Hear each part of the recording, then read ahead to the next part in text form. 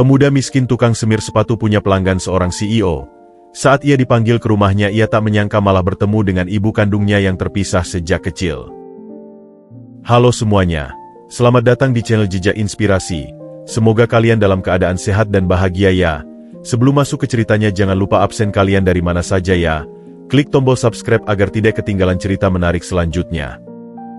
Matahari pagi baru saja mulai menyembul dari balik gedung-gedung tinggi ibu kota, menyinari jalanan yang masih sepi. Di sudut stasiun Gambir, seorang pemuda berusia 19 tahun sudah membuka lapak kecilnya. Irul, dengan seragam lusuh namun rapi, mengatur peralatan semirnya dengan cermat. Kotak kayu tua warisan ayahnya itu masih kokoh, meski usianya sudah lebih dari 20 tahun. Semir hitam, semir coklat, semir warna, sikat, kain lap, lengkap semua. Gumam Irul sambil menata barang-barangnya. Hari ini adalah hari Kamis, hari di mana pelanggan tetapnya yang paling istimewa biasanya datang. Tuan Rendra, seorang CEO yang selalu tampil sempurna dengan sepatu kulit mengilap. Irul masih ingat pertama kali Tuan Rendra datang ke lapaknya 3 bulan yang lalu. "Anak muda, bisakah kau membuat sepatu ini bersinar seperti baru?" tanya Tuan Rendra waktu itu. "Tentu saja, Tuan. Saya jamin sepatu ini akan lebih kinclong dari kaca," jawab Irul penuh percaya diri. Sejak itu, Tuan Rendra menjadi pelanggan tetap. Bahkan beliau sering memberi tips yang jumlahnya bisa 2 kali lipat dari harga semir sepatu. Bagi Irul, uang itu cukup untuk biaya kos dan makan seminggu ke depan. Sambil menunggu pelanggan datang, Irul membersihkan sikat-sikatnya satu persatu. Pikirannya melayang kepada ayahnya, Darmawan. Sang ayah yang dulu juga bekerja sebagai tukang semir sepatu keliling. Irul kecil sering diajak berkeliling, belajar menyemir sambil mendengar cerita-cerita ayahnya. "Irul, nak, ingat ya, pekerjaan apapun yang halal itu mulia. Yang penting kita jujur dan tekun," pesan ayahnya yang masih terngiang jelas. Sayangnya, ketika Irul berusia 10 tahun, Darmawan meninggal karena sakit paru-paru. Warisan yang ditinggalkan hanya kotak semir dan kenangan tentang kejujuran serta kerja keras. "Bang, semir sepatu dong," teriak seorang mahasiswa yang tergopoh-gopoh. "Iya, Mas. Silakan duduk," sahut Irul dengan senyum ramah. Tangannya yang terampil mulai bekerja. Sikat kecil untuk membersihkan debu di sela-sela, lalu kuas untuk mengoleskan semir, kemudian kain lap untuk menggosok sampai mengilap. Gerakannya lus dan penuh penghayatan, seperti seorang seniman yang sedang mencipta karya. "Wah, kinclong banget, Bang. Terima kasih ya," puji mahasiswa itu sambil membayar. "Sama-sama, Mas. Hati-hati di jalan." Sembari menunggu pelanggan berikutnya, Irul mengeluarkan foto lama dari dompetnya. Foto itu memperlihatkan dirinya yang masih kecil sedang duduk di pangkuan ayahnya, dengan kotak semir di samping mereka. Air mata berkaca di matanya. "Maaf, Yah, Irul belum bisa kuliah seperti yang ayah impikan. Tapi Irul janji akan tetap jujur dan bekerja keras." Tiba-tiba, sebuah mobil mewah berhenti di dekat lapaknya. Sopir yang turun membawa sepasang sepatu kulit hitam. "Pak Rendra minta disemir yang khusus. Katanya untuk acara penting besok," kata sopir itu. "Oh, iya. Silakan. Ini sepatu model terbaru ya?" tanya Irul sambil menerima sepatu tersebut. "Iya, memang baru beli. Katanya mau coba skill kamu dulu sebelum dipakai ke acara resmi." Irul mengangguk sambil memeriksa kondisi sepatu. Matanya berbinar melihat kualitas kulit yang bagus. Dengan penuh konsentrasi, ia mulai bekerja. Setiap gerakan menunjukkan pengalaman bertahun-tahun. Ia bahkan menggunakan sikat khusus untuk bagian yang sulit dijangkau. "Biasanya saya pakaikan kondisioner dulu supaya kulitnya tidak cepat rusak," ujar Irul pada sopir yang masih menunggu. "Wah, kamu memang profesional ya." "Belum profesional, Mas. Cuma belajar dari almarhum ayah saja." Setelah 40 menit, sepatu itu bersinar sempurna. Bahkan lebih kinclong dari ketika masih baru. Sopir itu terkesan. "Ini bayarnya, plus bonus dari Pak Rendra. Katanya kamu memang yang terbaik," ucap sopir sambil menyodorkan uang. "Terima kasih banyak. Sampaikan terima kasih saya pada Pak Rendra." Sore hari, saat akan menutup lapak, Irul menghitung penghasilannya. Cukup untuk biaya hidup seminggu, plus bisa menabung sedikit. Dalam hatinya, ia berdoa agar bisa terus bekerja dengan baik. Suatu hari mungkin bisa membuka usaha yang lebih besar. Besok harus bangun lebih pagi lagi, gumamnya sambil membereskan perlengkapannya. Perjalanan pulang ke kamar kosnya yang sederhana dihabiskan dengan berjalan kaki. Meski lelah, hatinya tetap bersyukur. Masih banyak orang baik seperti Tuan Rendra yang membantunya bertahan hidup di ibu kota yang keras ini. Sesampai di kamar, ia meletakkan kotak semir di tempat khusus, persis seperti yang dulu dilakukan ayahnya. Selamat tidur. Yah, Irul sudah bekerja dengan jujur hari ini, bisiknya sebelum memejamkan mata. Hari itu, langit Jakarta terlihat kelabu. Rintik-rintik hujan mulai membasahi jalanan, membuat Irul harus memindahkan lapaknya ke bawah atap stasiun. Meski hujan, semangatnya tidak surut. Dengan cermat ia membuka kotak semir warisan ayahnya, menyusun botol-botol semir dengan rapi, dan membersihkan kuas-kuas yang sudah mulai usang namun tetap terawat baik. Semoga hari ini dapat pelanggan yang baik, gumamnya sambil melihat lalu lalang orang yang berlindung dari hujan. Tiba-tiba, dering ponsel tua miliknya memecah kesunyian. Irul terkejut, karena tak banyak orang yang memiliki nomornya. Dengan tangan sedikit gemetar, ia mengangkat telepon. Halo? Sapa Irul hati-hati. Selamat pagi, apakah ini Irul? Suara di seberang sana terdengar familiar, tenang namun berwibawa. Iya betul, ini Irul. Dengan siapa saya berbicara? Ini Rendra, pelangganmu yang biasa. Irul langsung duduk lebih tegak. Oh, selamat pagi, Tuan Rendra. Ada yang bisa saya bantu? Begini, Irul. Saya ingin meminta bantuanmu untuk datang ke rumah saya. Saya punya beberapa pasang sepatu yang butuh perawatan khusus.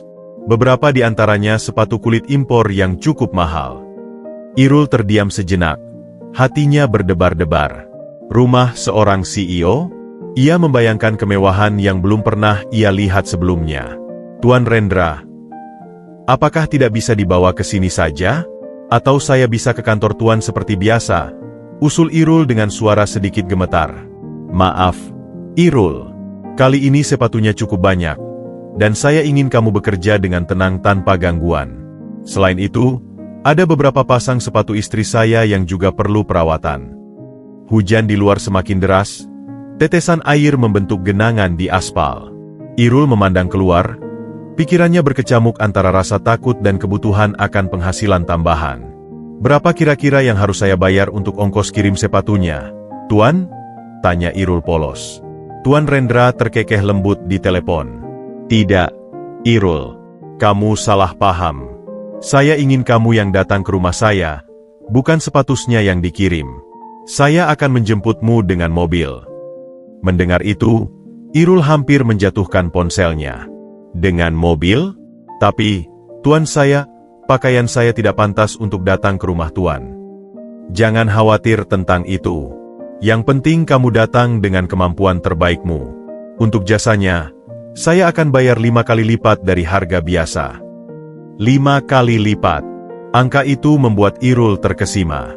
Dengan uang sebanyak itu, ia bisa membayar uang kos untuk 2 bulan ke depan, plus bisa membeli beberapa kebutuhan baru.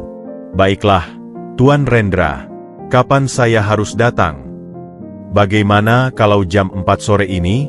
Saya akan kirim mobil untuk menjemputmu di tempat biasa kamu bekerja. Iya, Tuan. Siap. Terima kasih atas kesempatannya. Setelah menutup telepon, Irul masih terduduk diam.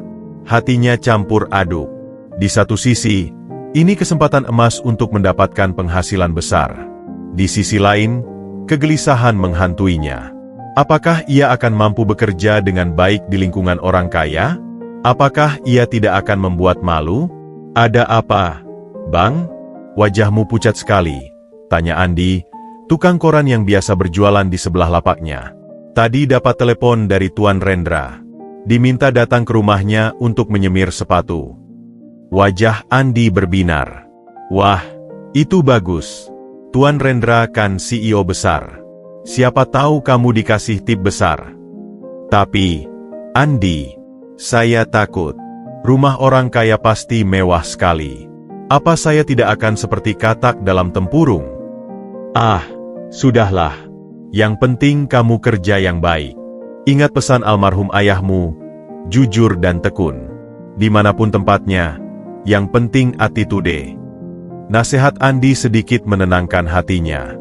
Irul mengangguk, sambil membereskan lapaknya lebih awal. Ia ingin pulang ke kos-kosan dulu untuk membersihkan diri dan memakai pakaian yang terbaik yang ia miliki. Sesampai di kamar kosnya yang sempit, Irul membuka lemari kayu sederhana. Hanya ada beberapa helai baju yang tergantung rapi. Ia memilih kemeja putih polos yang paling bersih, dan celana hitam yang meski sudah agak lusuh, masih terlihat rapi. Sebaiknya saya mandi dulu, gumamnya sambil mengambil handuk. Di bawah guyuran air dingin, Irul berusaha menenangkan diri. Ia ingat pesan ayahnya dulu. Nak, jangan pernah minder dengan keadaan kita. Yang membuat seseorang mulia bukan hartanya, tapi akhlaknya. Setelah mandi, Irul berdiri di depan cermin kecil yang retak di sudut kamar. Ia merapikan rambutnya, memastikan penampilannya sesopan mungkin. Kotak semir ayahnya dibersihkan sekali lagi, setiap botol diperiksa, setiap kuas ditata rapi. Semoga semua berjalan baik, bisiknya sambil menatap kotak semir warisan ayahnya. Tepat pukul 3.45, Irul sudah standby di tempat biasa ia bekerja. Hujan sudah reda, meninggalkan udara yang segar. Ia memegang erat kotak semirnya, seperti mencari kekuatan dari benda warisan ayahnya itu. Pukul 4 tepat, sebuah mobil hitam mengilat berhenti di depannya. Sopir yang rapi turun dan membukakan pintu. "Apakah Anda Irul?" tanya sopir itu sopan. "Iya, betul. Senang bertemu dengan Anda. Silakan naik." Perjalanan ke rumah Pak Rendra cukup jauh, sekitar 1 jam. Irul mengangguk nervous. Tangannya sedikit berkeringat saat memegang kotak semirnya. Saat mobil meluncur meninggalkan stasiun, ia melihat melalui jendela, melihat Andi yang melambai-lambaikan tangan sambil tersenyum lebar. "Semoga sukses, Bang," teriak Andi. Irul hanya bisa mengangguk sambil berdoa dalam hati. Perjalanan ini bukan sekadar perjalanan kerja biasa, tapi mungkin akan mengubah hidupnya selamanya. Dan ia sama sekali tidak menyadari betapa benarnya perasaan itu. Mobil mewah itu meluncur mulus meninggalkan keramaian pusat kota, membawa Irul yang duduk kaku di kursi belakang. Tangannya masih erat memeluk kotak semir kayu warisan ayahnya, seolah benda itulah satu-satunya pegangan di dunia asing yang sedang ia masuki. Sopir yang memperkenalkan diri sebagai Budi, mencoba mencairkan suasana. "Pertama kali naik mobil seperti ini, Mas Irul?" tanya Budi dengan ramah. Irul mengangguk malu-malu. "Iya, Pak. Biasanya naik angkot atau jalan kaki." "Tenang saja. Pak Rendra baik sekali. Beliau tidak pernah memperlakukan orang dengan tidak sopan." Mobil kini memasuki kawasan permukiman elit. Jalanan yang lebar dan bersih, diapit oleh pagar-pagar tinggi yang menyembunyikan rumah-rumah megah di baliknya. Irul menatap takjub melalui jendela. Matanya berusaha menangkap setiap detil pemandangan yang bagai berasal dari dunia lain. "Kita hampir sampai," ujar Budi sambil membelokkan mobil ke sebuah gerbang besi yang sangat besar. Gerbang itu terbuka perlahan, memperlihatkan sebuah jalan beraspal mulus yang diapit taman yang tertata rapi. Mobil meluncur pelan melewati kolam air mancur yang indah. Di tengahnya terdapat patung malaikat yang begitu hidup. "Rumah ini seperti istana," gumam Irul takjub. Budi tersenyum. "Iya, ini rumah peninggalan orang tua Ibu Sari, istri Pak Rendra." Saat mobil berhenti di depan pintu masuk utama, Irul merasa dadanya sesak. Seorang pria berpakaian sopan sudah menunggu di depan tangga. "Selamat sore, saya Joko, asisten rumah tangga Pak Rendra," ujarnya dengan senyum ramah. "Silakan ikut saya." Dengan langkah gemetar, Irul mengikuti Joko memasuki rumah itu. Begitu kaki melangkah di atas lantai marmer yang mengilap, ia merasa seperti masuk ke dalam film. Langit-langit yang tinggi, lampu kristal yang berkilauan, lukisan-lukisan indah di dinding, semuanya membuatnya merasa sangat kecil. "Maaf, bolehkah saya menitipkan sandal?" tanya Irul dengan suara bergetar, menunjuk sepatu sederhananya yang penuh debu jalanan. Joko menggeleng sambil tersenyum. "Tidak usah khawatir, Mas Irul. Nanti ada yang bersihkan. Yang penting Mas merasa nyaman." Mereka berjalan melewati koridor yang panjang, dindingnya dipenuhi foto-foto keluarga. Tiba-tiba, langkah Irul terhenti. Matanya tertuju pada sebuah foto besar yang menggambarkan Tuan Rendra dengan seorang wanita anggun berambut panjang. Wanita itu tersenyum lemah, tapi ada kesedihan di balik matanya yang indah. Siapa wanita ini? Tanya Irul tanpa sengaja. Itu Ibu Sari, istri Pak Rendra, jawab Joko. Foto itu diambil setahun yang lalu. Sesuatu tentang wanita itu membuat jantung Irul berdebar aneh. Ada kenangan samar yang mengusik pikirannya, seperti mimpi yang terlupakan. Wajah itu terasa familiar. Ada apa, Mas Irul? Tanya Joko memperhatikan ekspresi Irul yang berubah. Tidak apa-apa. Hanya saja wajah Ibu Sari, sepertinya pernah saya lihat di Somewer, ujar Irul sambil menggeleng-gelakkan kepala. Joko mengamati Irul dengan tatapan penuh arti. Mungkin karena Ibu Sari memang sering muncul di majalah Sosialita, katanya cepat. Mereka melanjutkan perjalanan melalui ruang keluarga yang luas. Sofa kulit berwarna krem, meja kayu mahoni yang besar, dan rak-rak penuh dengan buku-buku dan karya seni. Di setiap sudut, terpajang vas-vas antik yang pasti harganya selangit. Tunggu sebentar di sini, ya. Saya akan memberitahu Pak Rendra bahwa Anda sudah datang, ucap Joko sebelum menghilang ke balik pintu kayu besar. Sendirian di ruangan yang megah itu, Irul merasa semakin nervous. Ia duduk di pinggir sofa, berusaha tidak menyentuh apapun.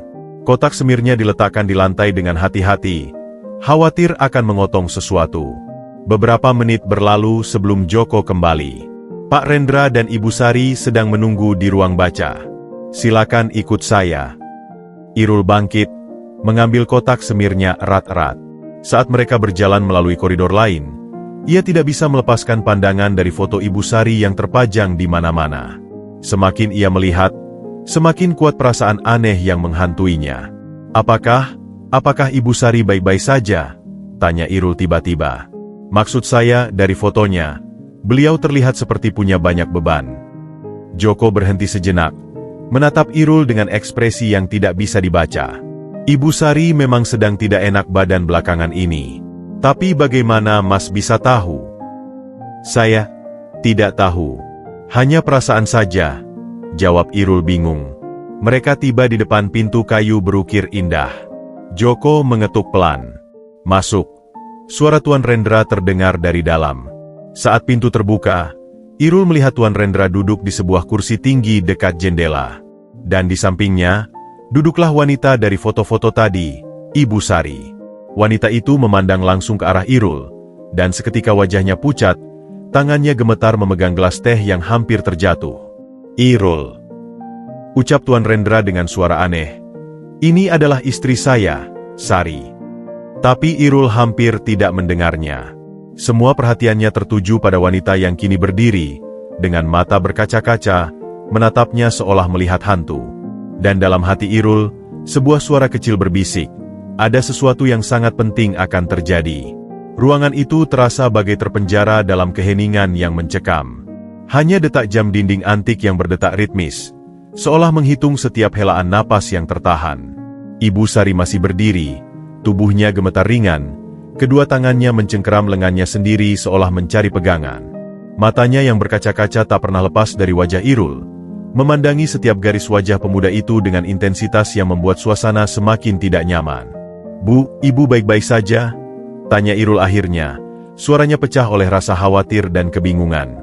Tuan Rendra bangkit dari kursinya, mendekati istrinya dengan langkah hati-hati.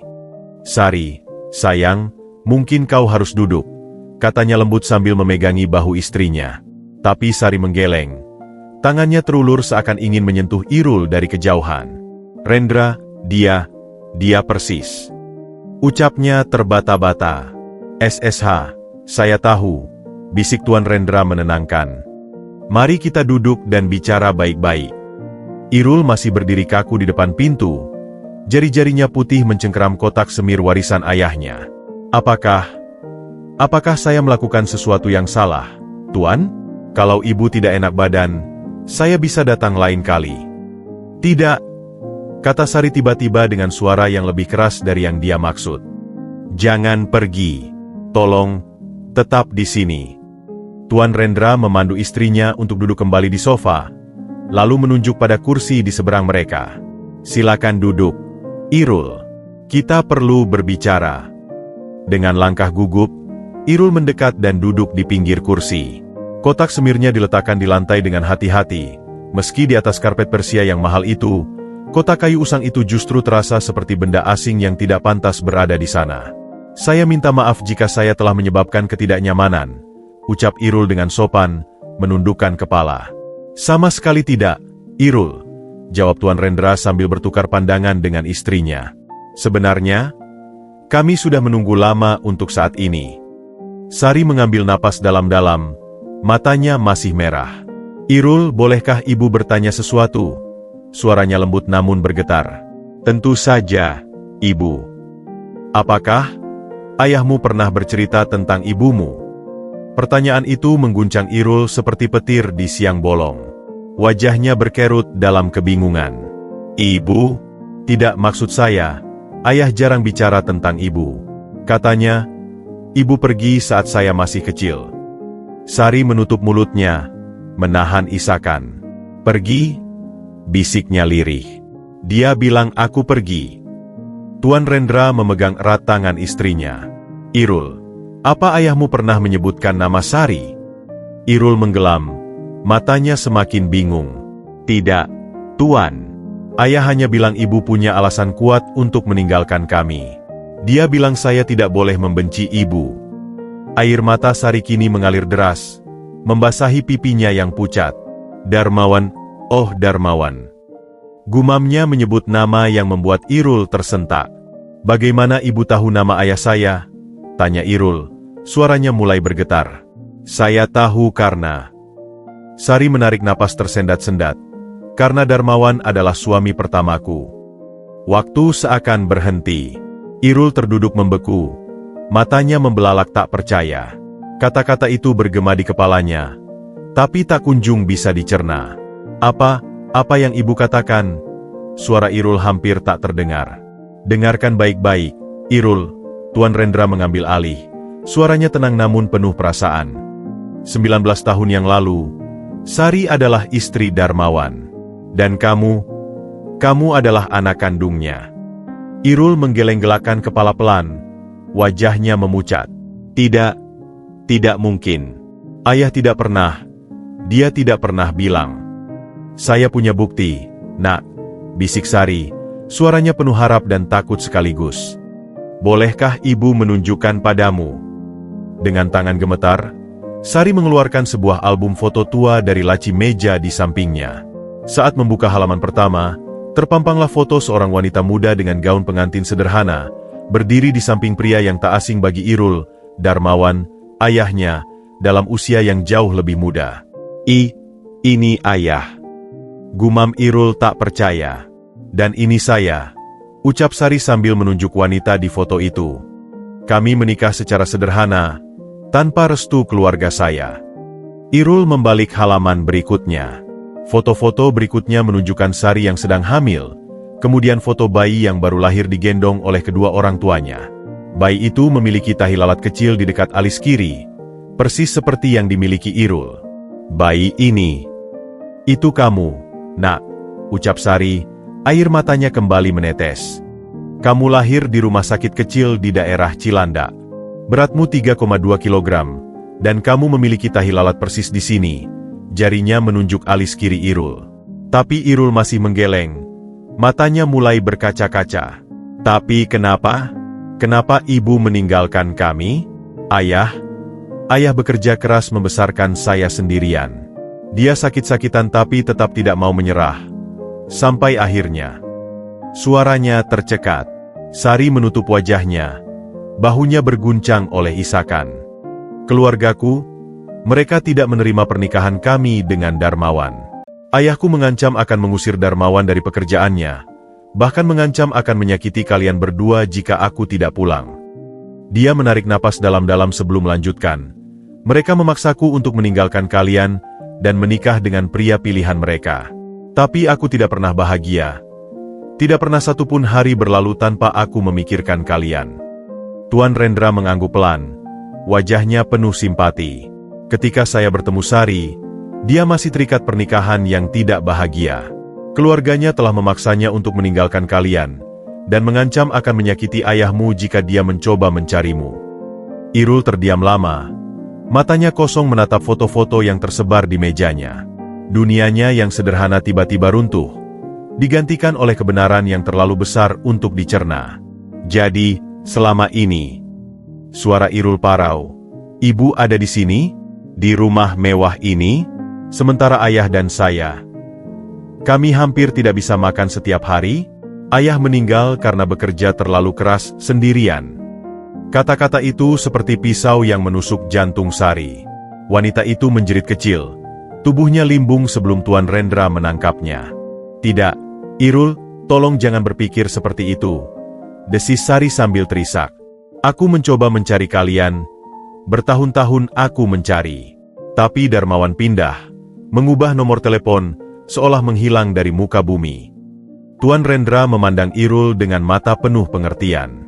Sari bahkan mendirikan yayasan untuk membantu keluarga tidak mampu, berharap suatu hari bisa menemukan kalian. Dia tidak pernah berhenti mencarimu, Irul. Tapi kemarahan dan kebingungan sudah mulai mengkristal di hati Irul. Dan kenapa sekarang? Kenapa baru sekarang mengaku? Setelah ayah sudah tidak ada? Setelah saya harus berjuang sendirian? Karena saya baru menemukanmu, Nak, jawab Tuan Rendra dengan lembut. Saat pertama kali melihatmu menyemir sepatu di stasiun, wajahmu yang mirip sekali dengan Sari muda membuat curiga. Saya mengambil sampel DNA dari gelas air yang kamu minum, dan hasilnya cocok. Irul bangkit dari kursinya, tubuhnya gemetar. Jadi, semua ini, kebaikan Tuan selama ini, hanya untuk menguji DNA saya. Bukan, sanggah Tuan Rendra tegas. Awalnya memang hanya ingin membantu anak muda yang bekerja keras. Tapi ketika kemiripan itu tidak bisa saya abaikan, saya harus memastikan. Seketika itu juga, semua kebaikan Tuan Rendra selama ini, tips yang besar, perhatian yang tulus, semua mendapatkan konteks baru yang membuat Irul merasa hancur. Saya perlu waktu, ucap Irul tiba-tiba, mengambil kotak semirnya. Saya tidak bisa, saya harus pergi. Irul, tunggu, teriak Sari sambil berdiri, tapi langkahnya goyah.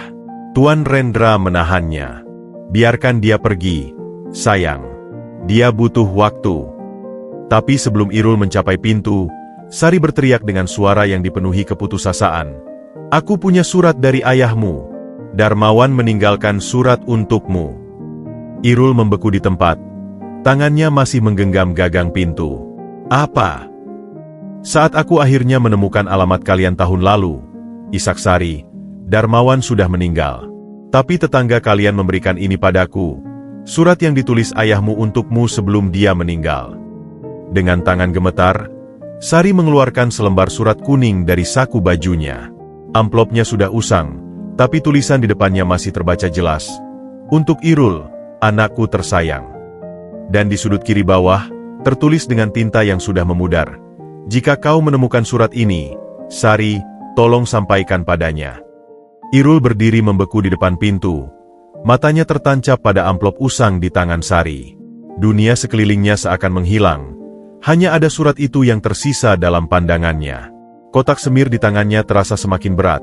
Seakan menyadarkannya pada betapa berbedanya hidup yang dijalani ayahnya dibandingkan dengan kemewahan di sekelilingnya sekarang. Surat dari ayah? Suara Irul terdengar parau, hampir seperti bisikan. Sari mengangguk. Air mata masih mengalir di pipinya yang pucat. Dia meninggalkan ini dengan tetangga kalian, Bu Marni. Katanya jika sesuatu terjadi padanya, surat ini harus disampaikan padamu. Tapi, suaranya tercekat. Dia juga meninggalkan pesan untukku. Tuan Rendra dengan hati-hati memandu Irul kembali ke kursinya. Mari duduk, Irul. Baca surat ini dulu. Dengan tangan gemetar, Irul menerima amplop itu. Kertasnya terasa rapuh di jarinya, dan aroma tua yang khas tercium darinya. Dia membuka amplop dengan hati-hati, takut akan merusak isinya. Isinya, dalam bahasa Indonesia yang sederhana, tapi terasa begitu tulus. Anakku Irul yang kusayangi. Jika kau membaca surat ini, berarti Bapak sudah pergi menjumpai Yang Maha Kuasa. Maafkan Bapak tidak bisa menemanimu sampai dewasa. Maafkan Bapak karena tidak banyak bercerita tentang ibumu. Ibumu, Sari, adalah wanita terbaik yang pernah Bapak kenal. Dia tidak meninggalkan kita karena tidak mencintai kita, tapi karena dia dipaksa keluarganya. Keluarganya yang kaya tidak menerima kita, dan mengancam akan menyakiti kita jika dia tidak pulang. Dia meninggalkan kita untuk melindungi kita. Irul, percayalah, setiap kali Bapak bertemu dengannya diam-diam, dia selalu menangis sambil memeluk fotomu. Dia mencoba mencari kita, tapi Bapak yang sengaja pindah dan menghilang karena malu dan tidak mau menghalangi kebahagiaannya. Jika suatu hari kau bertemu ibumu, tolong jangan benci dia. Dia sudah menderita cukup lama. Dan untuk ibumu, Sari, maafkan aku telah membawa pergi anak kita. Aku hanya tidak tahan melihatmu tersiksa antara memilih keluarga atau kita. Darmawan. Irul tidak bisa lagi menahan tangisnya. Air mata yang selama ini ditahannya kini mengalir deras, membasahi kertas surat yang berharga itu. Tubuhnya gemetar hebat, dan untuk pertama kalinya sejak ayahnya meninggal, ia membiarkan dirinya menangis dengan begitu lepas. Saya tidak tahu, isaknya. Ayah selalu bilang ibu punya alasan baik. Tapi saya tidak pernah menyangka. Sari berlutut di depan Irul. Tangannya yang halus namun gemetar memegang erat tangan Irul yang kasar karena bekerja. Dengarkan ibu, nak. Biarkan ibu menceritakan semuanya. Dengan suara yang kadang terputus oleh isakan, Sari mulai bercerita. Waktu itu aku baru berusia 19 tahun. Sama sepertimu sekarang. Aku jatuh cinta pada Darmawan yang bekerja sebagai kuli bangunan di perusahaan ayahku. Dia sederhana, jujur, dan baik hati. Kami menikah diam-diam karena tahu keluarga tidak akan menyetujui. Ketika ayahku tahu, kemarahnya meledak. Lanjut Sari, matanya menerawang ke masa lalu. Dia memecat Darmawan, mengancam akan memenjarakannya dengan tuduhan mencuri, dan yang paling menakutkan, dia mengancam akan menyakiti kalian jika aku tidak pulang. Tuan Rendra menambahkan, keluarga Sari adalah keluarga pengusaha besar. Waktu itu, mereka punya kekuasaan dan koneksi yang sangat luas. Aku dipaksa menandatangani surat cerai dan dijodohkan dengan putra seorang pengusaha saingan ayah. Sari melanjutnya, suaranya penuh kepahitan. Pernikahan itu hanya bertahan 2 tahun. Suamiku waktu itu tahu bahwa aku masih mencintai Darmawan dan selalu mencari kalian. Setelah bercerai, Sari menarik napas dalam. Aku bertekad mencari kalian. Tapi Darmawan seperti menghilang. Dia pindah dari kos ke kos, tidak punya KTP tetap, dan sengaja menghindari tempat-tempat yang mungkin aku datangi. Bertahun-tahun aku mencari, bisik Sari, matanya penuh penyesalan. Aku bahkan menyewa detektif swasta. Sampai akhirnya, 5 tahun yang lalu, aku bertemu Rendra. Tuan Rendra memegang bahu istrinya. Saat aku bertemu Sari, dia seperti orang yang kehilangan separuh jiwanya. Aku berjanji akan membantunya mencari kalian. Kami hampir putus asa, lanjut Sari. Sampai suatu hari, sekitar setahun yang lalu, seorang detektif melaporkan bahwa dia menemukan alamat terakhir Darmawan. Tapi ketika kami datang, kami terlambat 3 bulan, Rendra menyambung dengan suara berat. Darmawan sudah meninggal karena sakit paru-paru, dan kamu sudah pindah dari sana. Sari mengeluarkan foto dari albumnya. Tetangga kalian, Bu Marni, memberikan ini padaku. Foto terakhir kalian berdua. Irul mengambil foto itu. Dalam foto tersebut, terlihat dirinya yang berusia sekitar 8 tahun berdiri di samping ayahnya yang sudah kurus karena sakit. Mereka berdua tersenyum, meski latar belakangnya adalah gubuk sederhana yang mereka tinggali. Bu Marni juga yang memberikan surat tadi, ucap Sari. Dia bilang, ayahmu selalu berpesan bahwa jika ada wanita yang datang mencari mereka, surat itu harus diberikan. Irul mengangguk pelan, matanya masih basah. Saya ingat Bu Marni. Dialah yang membantu mengurus ayah ketika sakit. Setelah itu, Rendra melanjutkan cerita. Kami kehilangan jejakmu. Sampai suatu hari, saat sedang terjebak macet di dekat stasiun, aku melihat seorang pemuda yang wajahnya sangat mirip dengan foto Sari muda. Dan kamu adalah pemuda itu. Sari menatap Irul dengan penuh kasih sayang. Rendra pulang dan bercerita padaku tentang tukang semir sepatu muda yang wajahnya mirip sekali dengan aku waktu muda. Aku tidak langsung percaya, akui Rendra. Tapi kemiripan itu terlalu mencolok untuk diabaikan. Itu sebabnya aku menjadi pelanggan tetapmu. Awalnya hanya ingin membantumu, tapi kemudian juga ingin memastikan. Irul menarik napas dalam-dalam, mencoba menenangkan diri. Jadi, selama ini, ibu tidak meninggalkan kami karena tidak sayang? Tidak, Nak. Tidak pernah. Sari memegang erat tangan Irul. Setiap hari, setiap malam, ibu memikirkan kalian. Ibu menyimpan semua foto-foto lama, bahkan baju bayimu yang dulu masih ibu simpan. Rendra menunjukkan sebuah kotak kayu kecil di meja. Di dalamnya tersimpan dengan rapi baju bayi, mainan gantung, dan album foto yang lebih lengkap. Lihat, bisik Sari sambil mengambil baju bayi berwarna biru muda. Ini baju yang kamu pakai saat kita pulang dari rumah sakit. Darmawan yang memilihnya. Dia bilang biru adalah warna keberuntungan. Irul memegang baju kecil itu. Hatinya terasa begitu penuh. Semua kebencian dan keraguan yang tadinya menggelora perlahan-lahan mulai mencair. Tapi, Irul masih ragu. Kenapa ibu tidak melawan? Kenapa tidak memilih untuk tetap bersama kami? Sari menunduk. Air matanya menetes di baju bayi itu. Waktu itu ibu masih terlalu muda dan takut. Nak, ayah ibu mengancam akan menyakiti kalian. Ibu tidak bisa mengambil risiko. Tapi sekarang, dia mengangkat wajahnya, matanya penuh tekad. Sekarang ibu sudah kuat, dan ibu tidak akan membiarkan siapapun memisahkan kita lagi. Rendra mengangguk. Kami sudah menunggumu terlalu lama, Irul. Rumah ini sudah lama terasa hampa tanpa kehadiranmu. Irul memandangi wajah Sari, lalu Rendra, kemudian kembali ke surat ayahnya. Dalam hatinya, perlahan-lahan mulai muncul pemahaman bahwa hidup tidak selalu hitam putih, bahwa terkadang cinta harus melalui jalan berliku sebelum akhirnya menemukan jalannya pulang. Jadi, suara Irul masih bergetar. Selama ini, saya tidak sendirian. Tidak pernah, Nak. Bisik Sari sambil memeluknya erat. Ibu selalu ada, mencari dan menunggumu. Dan untuk pertama kalinya dalam hidupnya, Irul membiarkan dirinya dipeluk oleh seorang ibu kandungnya sendiri. Pelukan antara ibu dan anak itu terasa seperti menghentikan waktu. Selama beberapa menit, tidak ada yang berbicara. Hanya isakan dan desahan napas yang terdengar di ruangan mewah itu.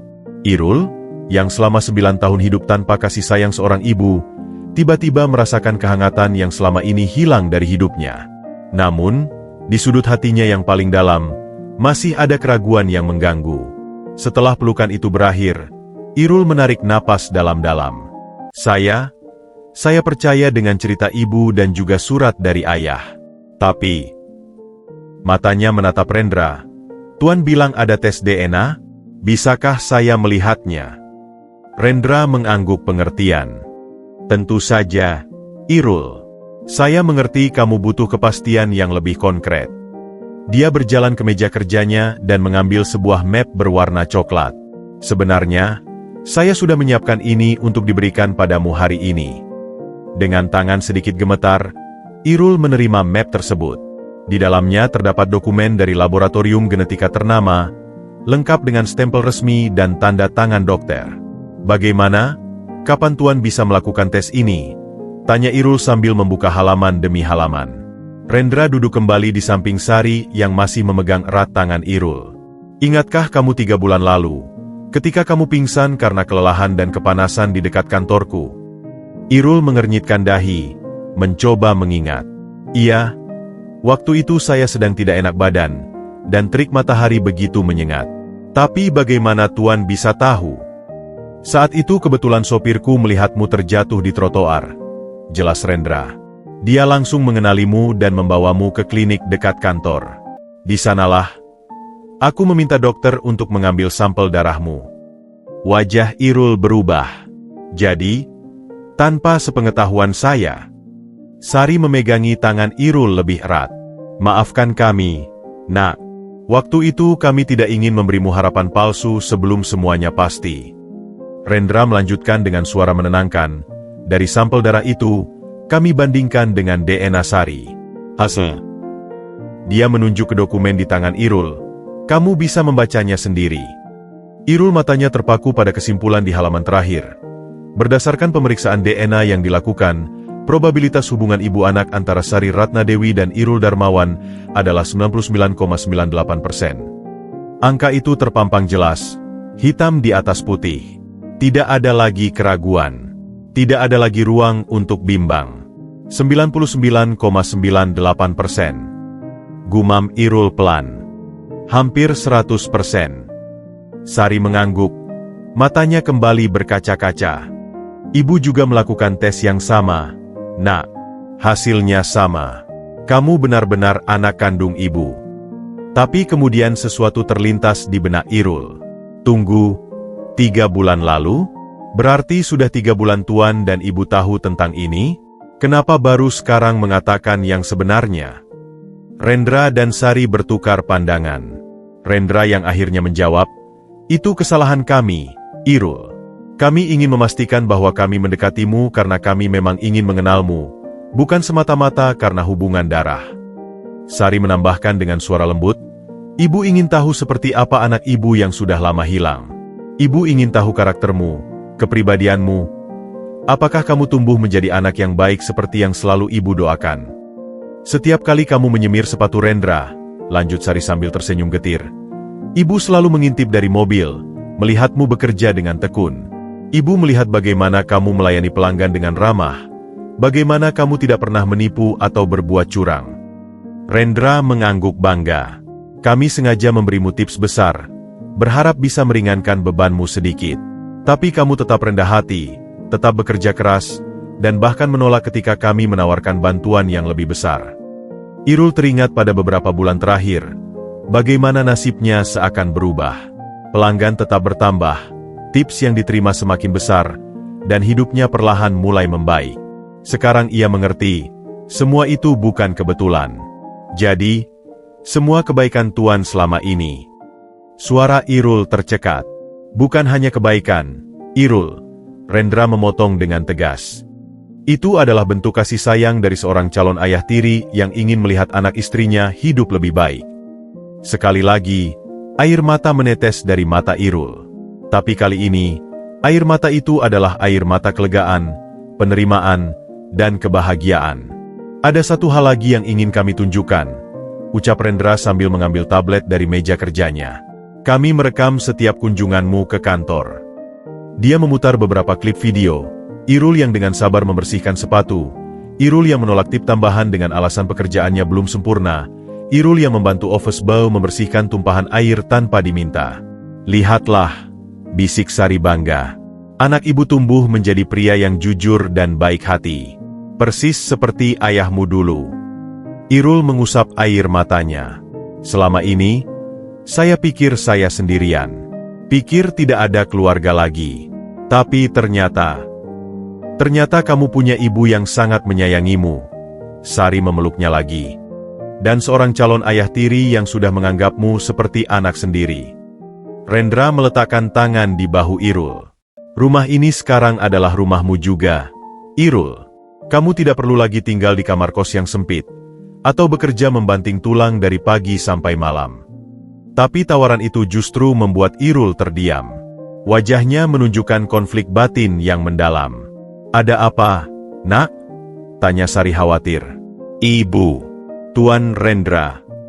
Irul memandangi mereka bergantian. Saya sangat berterima kasih. Tapi, saya butuh waktu. Semua ini terlalu tiba-tiba. Rendra mengangguk pengertian. Kami mengerti. Kamu tidak harus memutuskan apa-apa hari ini. Tapi setidaknya, Sari memohon dengan mata berkaca-kaca, bolehkah ibu memelukmu sekali lagi? Sebagai seorang ibu yang akhirnya menemukan anaknya setelah 19 tahun. Irul tidak bisa menolak.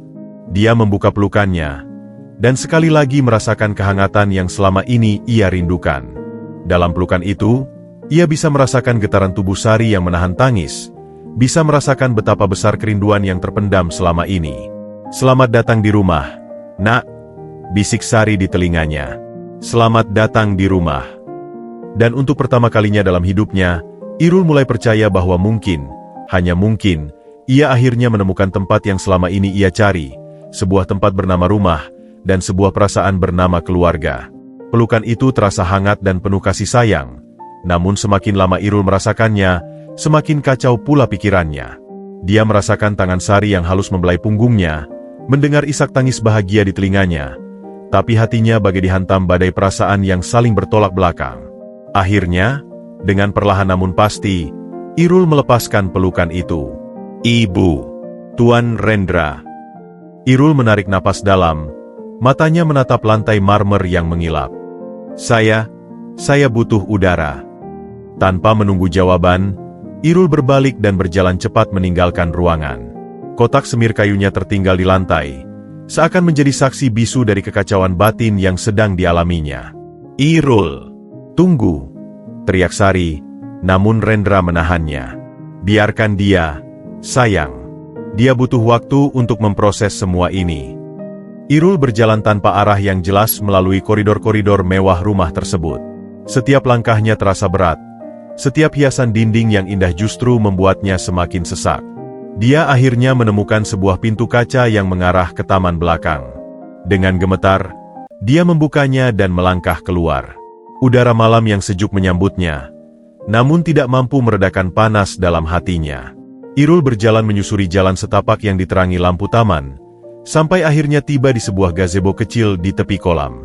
Dia duduk di bangku kayu, menatap air kolam yang memantulkan cahaya bulan. Kenapa? Bisiknya pada dirinya sendiri. Kenapa sekarang? Setelah semua sudah terjadi. Pikirannya melayang kepada ayahnya, Darmawan.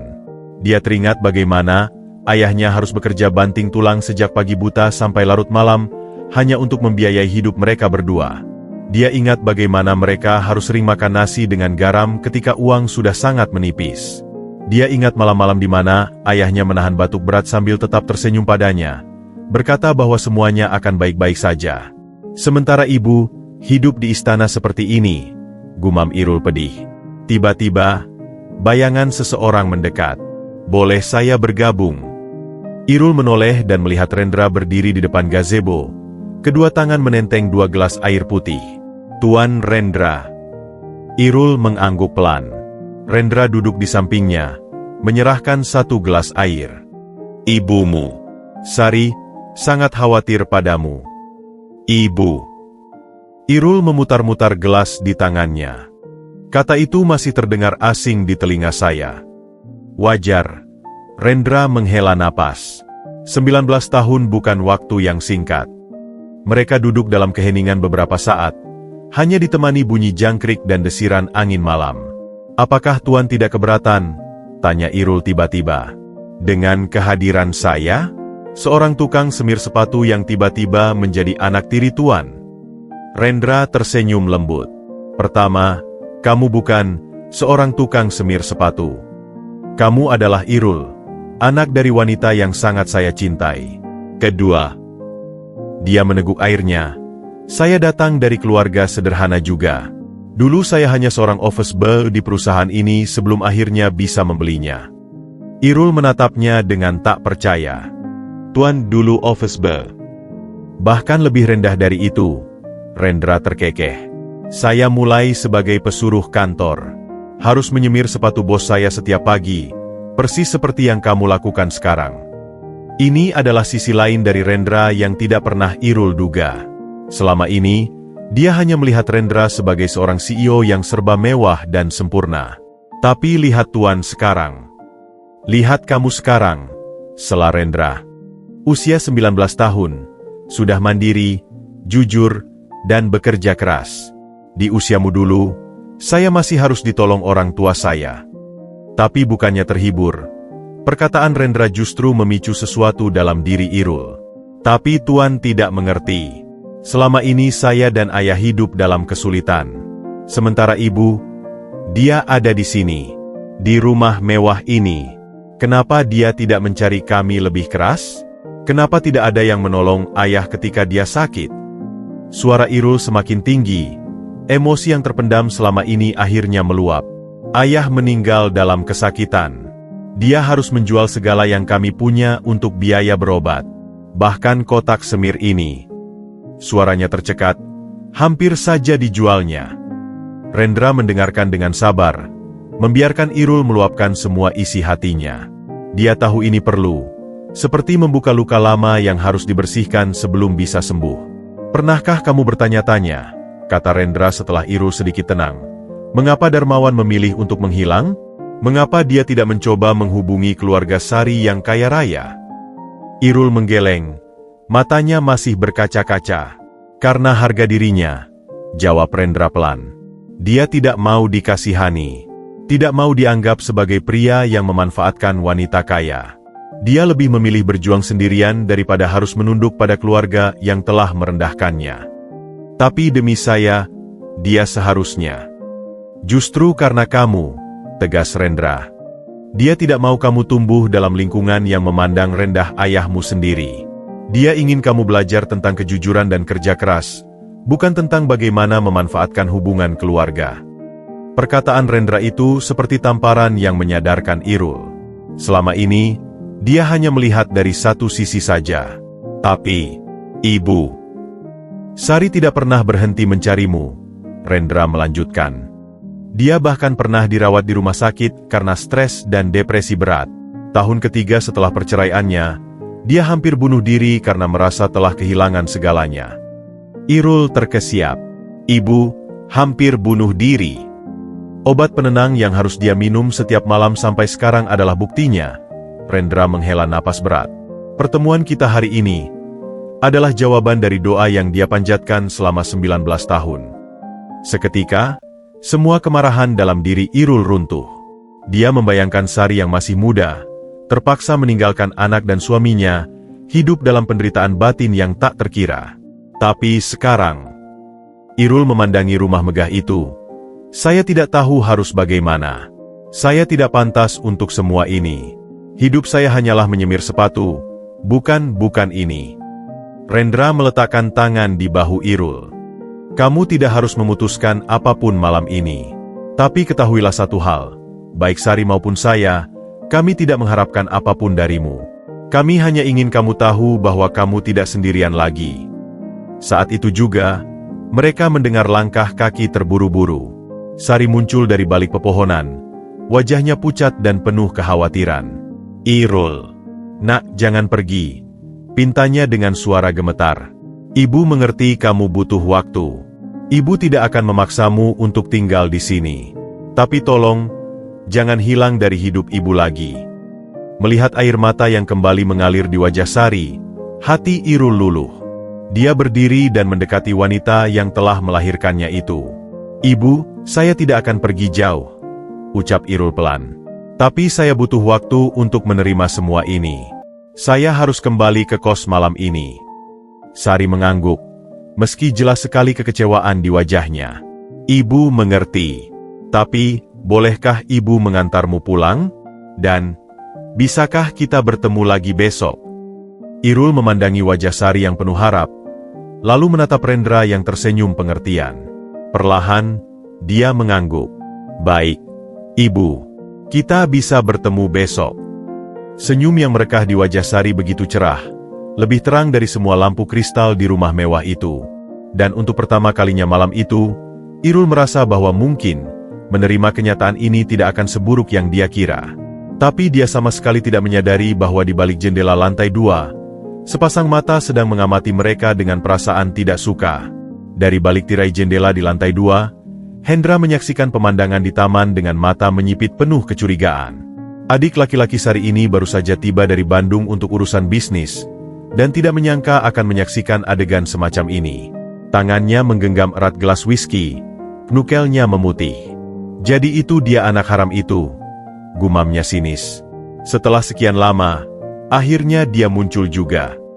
Hendra telah mengetahui cerita lengkap tentang Sari dan Darmawan, dan selama ini dialah yang paling keras menentang hubungan mereka. Baginya, keluarga mereka harus menjaga martabat dan tidak boleh tercampur dengan orang-orang dari kelas sosial rendah. Saat melihat Sari, Rendra, dan Irul berjalan kembali ke rumah dengan wajah-wajah yang lebih cerah, Hendra segera menuruni tangga. Dia sengaja menunggu di ruang tamu utama, duduk di sofa dengan sikap yang sengaja dibuat santai. "Sari, Rendra," sapa Hendra saat mereka masuk. "Aku tidak tahu kita ada tamu malam ini." Sari terkejut melihat keberadaan adiknya. "Hendra, kau tidak bilang akan datang malam ini." "Urusan bisnis mendadak," jawab Hendra singkat sambil matanya menatap tajam ke arah Irul. "Dan ini?" Rendra melangkah maju, menempatkan diri sedikit di depan Irul. "Hendra, ini adalah Irul." "Irul, ini Hendra, adik ibumu." Irul mengangguk hormat. "Selamat malam, Pak." Hendra tidak membalas salam. Dia berdiri dan berjalan mendekati Irul, mengamatinya dari ujung kepala sampai kaki. "Jadi kau anaknya Darmawan itu? Wajahmu memang mirip dengan ibumu waktu muda." "Terima kasih, Pak," jawab Irul dengan sopan meski merasa tidak nyaman. "Kau bekerja sebagai apa?" tanya Hendra dengan nada merendahkan. "Saya menyemir sepatu, Pak, di dekat stasiun Gambir." Hendra mengeluarkan suara mendesah yang dramatis. "Menyemir sepatu? Sungguh pekerjaan yang mulia." Namun nada suaranya menunjukkan makna sebaliknya. Sari segera menyela. "Hendra, cukup. Irul baru saja mengetahui tentang semua ini. Dia butuh waktu untuk menyesuaikan diri." "Menyesuaikan diri?" Hendra terkekeh. "Dengan apa? Dengan kehidupan mewah yang tidak pernah dia alami? Atau dengan warisan keluarga yang mungkin dia incar?" Rendra menghela napas. "Hendra, ini bukan tempat atau waktunya." "Oh, bukan." Hendra membelalakan mata. "Lalu kapan waktu yang tepat? Setelah dia pindah ke sini? Setelah dia mulai menikmati fasilitas keluarga kita? Atau setelah warisan keluarga kita berpindah tangan?" Irul yang selama ini diam akhirnya angkat bicara. "Pak Hendra, saya tidak mengincar apapun. Saya bahkan tidak berniat untuk pindah ke sini." "Benarkah?" Hendra mendekati Irul lagi. "Lalu kenapa kau di sini? Kebetulan yang sangat tepat, bukan? Setelah ayahmu meninggal dan kau hidup dalam kemiskinan, tiba-tiba kau, secara tidak sengaja, bertemu dengan ibumu yang kaya raya." Sari menarik napas tajam. "Hendra, itu keterlaluan." "Tidak, Ibu," Irul berkata dengan tenang yang mengejutkan. "Biarkan Pak Hendra mengungkapkan apa yang dia pikirkan." Dia menatap Hendra langsung ke matanya. "Saya di sini karena diundang oleh Tuan Rendra untuk menyemir sepatu. Saya tidak tahu apapun tentang hubungan keluarga ini sebelum tadi malam." Hendra tertawa sinis. "Kisah yang bagus. Sangat menyentuh. Tapi kau tidak bisa membohongiku, Nak. Aku sudah terlalu lama di dunia bisnis untuk tidak mengenali penipu ulung." Rendra kini tampak benar-benar marah. "Hendra, cukup.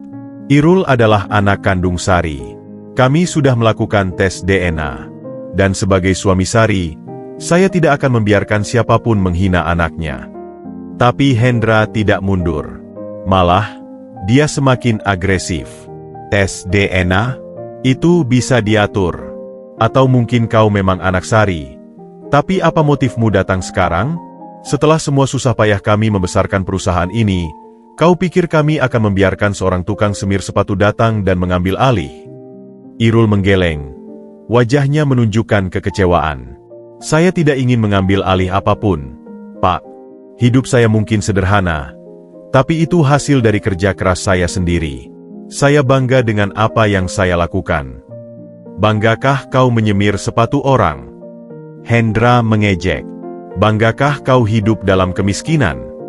"Saya bangga karena saya jujur," balas Irul dengan suara mulai meninggi. "Saya bangga karena ayah saya mengajarkan untuk tidak pernah mencuri atau meminta-minta. Dan ya, saya bangga karena dengan menyemir sepatu, saya bisa menghidupi diri sendiri dengan cara yang halal." Seketika itu, suasana menjadi tegang. Sari tampak seperti akan menangis, sementara Rendra sudah berdiri dengan posisi siap melerai. Tapi yang terjadi justru di luar dugaan. Hendra tiba-tiba tertawa. "Baiklah, baiklah. Kalau kau memang sebagus itu, buktikan." "Buktikan apa?" Tanya Irul dengan waspada. Tetaplah jadi tukang semir sepatu itu. Jangan sentuh uang keluarga kami. Jangan minta warisan. Hidup dari hasil keringatmu sendiri seperti yang kau bilang tadi. Saya tidak pernah berniat meminta apapun, sangga Irul dengan mata berapi-api. Bagus. Hendra bertepuk tangan sarkastik. Kalau begitu, kita tidak punya masalah. Tapi ingat. Dia mendekat dan berbisik. Aku akan mengawasimu. Satu kesalahan kecil saja, dan kau akan kubicarkan. Rendra akhirnya tidak tahan. Hendra, keluar dari rumah saya. Sekarang. Hendra mengangkat tangan. Baik, baik. Aku pergi. Tapi ingat kata-kataku, Sari. Darah tidak selalu lebih kental dari air. Terkadang, darah justru bisa menjadi racun. Setelah Hendra pergi dengan langkah congkak, suasana menjadi sunyi. Sari langsung memeluk Irul. Maafkan ibu, nak. Ibu tidak tahu Hendra akan berkata seperti itu. Tapi Irul justru tersenyum getir. Tidak apa, ibu. Justru sekarang saya mengerti. Keluarga ibu masih sama seperti 19 tahun yang lalu. Masih memandang rendah pada orang seperti ayah dan saya. Tidak, Irul. Rendra membantah. Hendra tidak mewakili seluruh keluarga. Banyak dari keluarga Sari yang sudah berubah. Tapi cukup banyak yang masih seperti dulu, bukan? Tanya Irul dengan bijaksana yang tidak seharusnya dimiliki oleh pemuda berusia 19 tahun. Sari tidak bisa menjawab. Dia hanya bisa menunduk. Malu dengan perlakuan adiknya sendiri. Ibu, Tuan Rendra, ucap Irul dengan suara tegas. Saya akan membuktikan pada Pak Hendra dan semua orang yang meragukan saya. Saya tidak butuh warisan atau uang keluarga. Saya akan tetap menjadi Irul, tukang semir sepatu yang jujur dan bekerja keras. Tapi nak, Sari mencoba membujuk. Tidak, ibu. Biarkan saya membuktikannya sendiri. Irul menatap Sari dengan mata penuh tekad. Saya akan tetap bertemu dengan ibu. Saya akan tetap mengenal ibu lebih dekat. Tapi saya tidak akan mengambil 1 rupiah pun dari keluarga ini. Itu janji saya. Rendra mengangguk pelan. Matanya menunjukkan rasa hormat. Seperti ayahmu dulu, kau memang punya harga diri yang tinggi. Karena itulah satu-satunya warisan ayah yang tidak ternilai, jawab Irul. Dan saya akan menjaganya sampai kapanpun. Saat Irul akhirnya berpamitan untuk pulang, Sari memandanginya dengan perasaan campur aduk, bangga pada keteguhan hati anaknya, tapi sekaligus sedih karena rintangan yang harus mereka hadapi.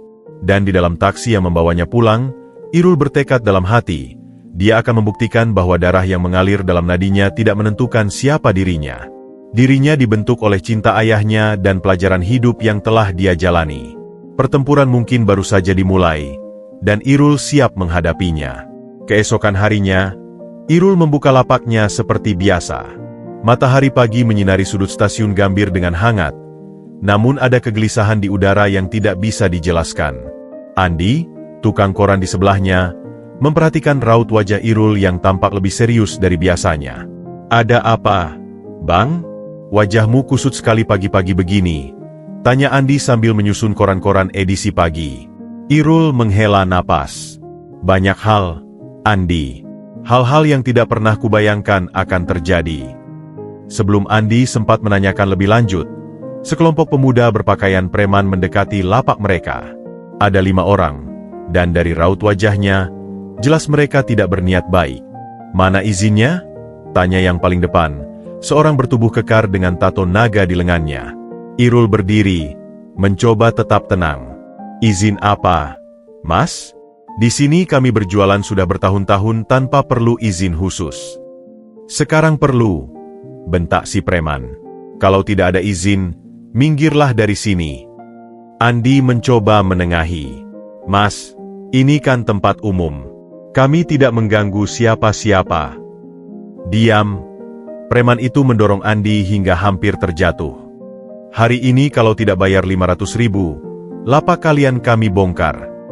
Irul dengan cepat menahan amarahnya. Kami tidak punya uang sebanyak itu. Penghasilan kami sehari tidak sampai 100.000. Salah satu preman lainnya mendekati kotak semir Irul. Barang-barang ini kelihatannya cukup tua. Mungkin bisa kami ambil sebagai jaminan. Jangan, teriak Irul sambil melindungi kotak semir peninggalan ayahnya. Ini warisan almarhum ayahku. Tawa kasar terdengar dari kelompok preman itu. Warisan tukang semir sepatu? Pantas saja hidupmu tetap miskin. Tiba-tiba, sebuah suara familiar terdengar dari belakang mereka. Ada masalah apa di sini? Semua orang menoleh. Ternyata Budi, sopir Tuan Rendra, berdiri di sana dengan dua orang security dari gedung perkantoran di seberang jalan. Budi, teriak Irul lega. Preman itu melihat security yang datang dan langsung berubah sikap. Tidak ada masalah, Pak. Kami hanya sedang berbicara baik-baik. Budi mendekat dengan langkah tegas. Saya kenal kalian. Kalian bekerja untuk Hendra, bukan? Wajah preman itu berubah pucat. Kami tidak tahu apa yang Bapak maksud. Pulang dan bilang pada bos kalian, kata Budi dengan suara rendah namun penuh wibawa, bahwa Irul berada dalam perlindungan Tuan Rendra. Satu lagi gangguan seperti ini, dan Tuan Rendra akan mengambil tindakan hukum. Para preman itu langsung mundur dengan wajah ketakutan. Maaf, Pak, kami tidak tahu. Setelah mereka pergi, Andi memandang Irul dengan heran. Wah, rupanya kamu sekarang punya backing orang penting, Bang Irul. Irul menghela napas berat. Ceritanya panjang, Andi. Dia lalu menoleh pada Budi. Terima kasih, Pak Budi. Tapi bagaimana kamu tahu ada masalah di sini? Budi tersenyum. Tuan Rendra sudah memperkirakan hal seperti ini mungkin terjadi. Sejak pagi saya sudah ditugaskan untuk mengawasi dari seberang jalan. Ibu Sari juga khawatir, lanjut Budi. Beliau meminta saya menyampaikan, jika kamu mau, kamu bisa pindah berjualan di area perkantoran Tuan Rendra. Lebih aman di sana. Irul menggelam kepala. Tolong sampaikan terima kasih saya pada Ibu dan Tuan Rendra. Tapi saya tidak bisa lari dari masalah. Ayah saya mengajarkan untuk menghadapi tantangan, bukan menghindarinya. Budi mengangguk penuh hormat. Tuan Rendra juga memperkirakan kamu akan berkata seperti itu. Karena itu, beliau menyuruh saya memberikan ini. Dia menyerahkan sebuah ponsel baru. Nomor darurat sudah terpasang. Jika ada masalah lagi, cukup tekan tombol 1, kami akan segera datang. Irul hendak menolak, tapi Budi bersikeras. Ini bukan pemberian, tapi pinjaman. Untuk keamananmu. Ibu Sari sangat khawatir. Akhirnya Irul menerima ponsel itu dengan perasaan haru. Tolong sampaikan pada ibu, bahwa saya baik-baik saja. Dan saya masih ingin bertemu dengannya nanti sore, seperti yang janjikan. Setelah Budi pergi, Andi langsung menyerbu Irul dengan pertanyaan. Ibu, kamu punya ibu sekarang? Dan kenapa ada preman yang mau mengusirmu? Dengan berat hati, Irul menceritakan semua yang terjadi semalam pada Andi. Temannya itu mendengarkan dengan mulut terbuka. Astaga, jadi kamu sebenarnya anak orang kaya? Andi tak percaya. Bukan itu masalahnya, Andi. Irul membenahi lapaknya yang sempat berantakan. Saya tetaplah anak dermawan, tukang semir sepatu. Ibu saya mungkin kaya, tapi itu tidak mengubah siapa saya. Tapi kenapa kamu tidak mau pindah ke rumah mereka? Hidup enak, tidak perlu bekerja keras seperti ini. Irul tersenyum getir. Karena saya ingin membuktikan pada semua orang seperti Pak Hendra bahwa saya tidak mengincar harta mereka. Saya bangga dengan kehidupan saya yang sekarang. Sepanjang hari itu, Irul bekerja dengan pikiran yang tidak tenang. Setiap pelanggan yang mendekat membuatnya waspada. Khawatir ada lagi orang yang dikirim Hendra untuk mengganggunya. Sore hari, ketika akan menutup lapak, seorang wanita tua mendekatinya. Maaf, Young Man. Bisa bantu saya? Ibu itu terlihat linglung, memegang sepatu hak tinggi di tangannya. Sepatu saya rusak, dan saya harus menghadiri acara penting. Bisakah kamu memperbaikinya? Biasanya, Irul hanya menyemir sepatu, tidak memperbaiki. Tapi melihat ibu itu yang tampak panik, hatinya tergerak untuk membantu. Boleh saya lihat, Bu? Irul menerima sepatu itu. Ternyata haknya hampir lepas. Saya coba perbaiki, tapi tidak bisa janji sempurna. Dengan peralatan seadanya, Irul berusaha memperbaiki sepatu itu. Dia menggunakan lem kuat yang biasa dipakai untuk merekatkan sol sepatu, lalu mengikatnya dengan benang kuat sampai lem mengering. "Wah, kamu sangat terampil," puji ibu itu setelah melihat hasilnya. "Berapa saya harus bayar?" "Untuk perbaikan seperti ini, biasanya saya tidak mencarge, Bu. Tapi kalau Bu ingin memberi, terserah saja." Ibu itu tersenyum lembut. "Kamu anak yang baik." Dia memberikan uang 100.000. "Terima kasih sudah menolong saya." Setelah ibu itu pergi, Andi bersiul. "Lihai sekali kamu, Bang. Tahu tidak, siapa ibu tadi?" Irul menggeleng. "Itu Ibu Lani, pemilik jaringan hotel ternama. Kalau kamu bisa dapat pelanggan seperti dia, pasti rezekimu akan berlimpah." Tapi Irul hanya tersenyum. "Saya membantu karena ibu itu butuh pertolongan, bukan karena siapa dia." Saat itulah, sebuah mobil mewah berhenti di dekat mereka. Jendela terbuka, dan tampaklah wajah Hendra yang dingin. "Pertunjukan yang bagus," kata Hendra sarkastik. "Pura-pura menolong orang tua untuk dapat pelanggan kaya. Cerdik juga kau." Irul menatap Hendra dengan tenang. "Saya tidak tahu ibu itu siapa, Pak Hendra. Dan saya tidak perlu membuktikan apapun pada Anda." "Oh, benar." Hendra turun dari mobilnya. "Kau pikir dengan perlindungan Rendra, kau bisa aman? Ada banyak cara untuk membuat orang seperti MU minggir." "Lakukan apa yang Anda mau, Pak," jawab Irul tetap tenang. "Saya tidak akan pergi dari sini. Ini tempat saya bekerja, dan saya akan terus bekerja di sini." Hendra tertawa sinis. "Kita lihat saja berapa lama kau bisa bertahan." Setelah Hendra pergi, Andi memandang Irul dengan khawatir. "Dia tidak main-main, Bang. Mungkin lebih baik kamu menerima tawaran Tuan Rendra." Tapi Irul menggelam kepala. "Ayah saya selalu bilang, kebenaran tidak perlu takut pada ancaman. Saya akan tetap di sini, Andi. Tidak ada yang bisa mengusir saya dari tempat saya mencari nafkah dengan halal." Namun dalam hatinya, Irul tahu ini baru awal. Pertempuran melawan prasangka dan kesombongan keluarga Hendra masih panjang. Dan dia harus membuktikan bahwa harga diri dan kejujuran lebih berharga daripada semua kemewahan di dunia. Beberapa hari telah berlalu sejak insiden dengan para preman, namun ketegangan masih terasa. Irul tetap membuka lapaknya setiap hari dengan waspada, sambil terus memproses semua kejadian yang menimpa hidupnya. Sore itu, saat ia sedang membereskan perlengkapan untuk pulang, sebuah mobil sedan sederhana berhenti di dekatnya. "Permisi, apakah kamu Irul?" tanya seorang wanita parubaya yang turun dari mobil. "Iya, saya Irul. Ada yang bisa saya bantu, Bu?" Wanita itu tersenyum hangat. "Saya Marni, dulu tetangga kamu dan almarhum ayahmu di Palmerah." Irul terkejut sekaligus senang. "Bu Marni? Wah, sudah lama sekali tidak bertemu." Dia masih ingat betul wanita baik yang sering menolong mereka ketika ayahnya masih sakit. Marni memandang sekeliling dengan mata berkaca-kaca. "Kamu sudah besar sekali, Irul.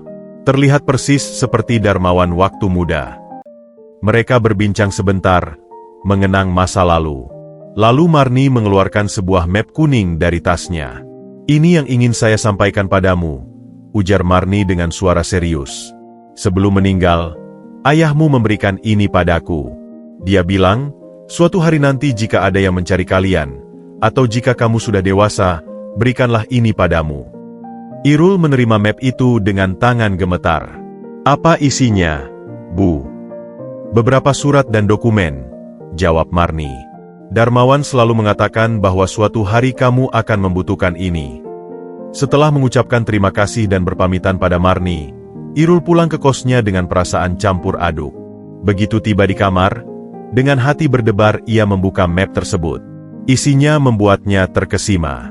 Ada surat-surat lama, foto-foto, dan yang paling mengejutkan, sebuah surat wasiat singkat yang ditulis tangan oleh ayahnya. "Untuk anakku Irul, jika kau membaca surat ini, berarti Bapak sudah tiada. Maafkan Bapak karena menyembunyikan banyak hal darimu. Ibumu, Sari, tidak pernah dengan rela meninggalkan kita. Keluarganya mengancam akan menyakiti kita berdua jika dia tidak kembali. Dulu, sebelum mereka memisahkan kita, Sari sempat memberikan sejumlah uang dan surat berharga untuk masa depanmu. Tapi Bapak tidak pernah menggunakannya. Uang itu Bapak simpan di tabungan, dan surat berharga itu Bapak simpan di safety deposit box bank. Semua informasi ada dalam map ini. Bapak sengaja menyembunyikan ini karena ingin kau belajar tentang kerja keras dan kejujuran.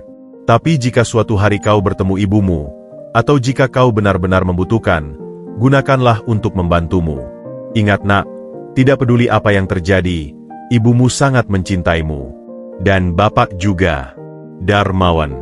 Irul hampir tidak percaya. Selama ini, ternyata ada tabungan dan surat berharga yang disimpan ayahnya.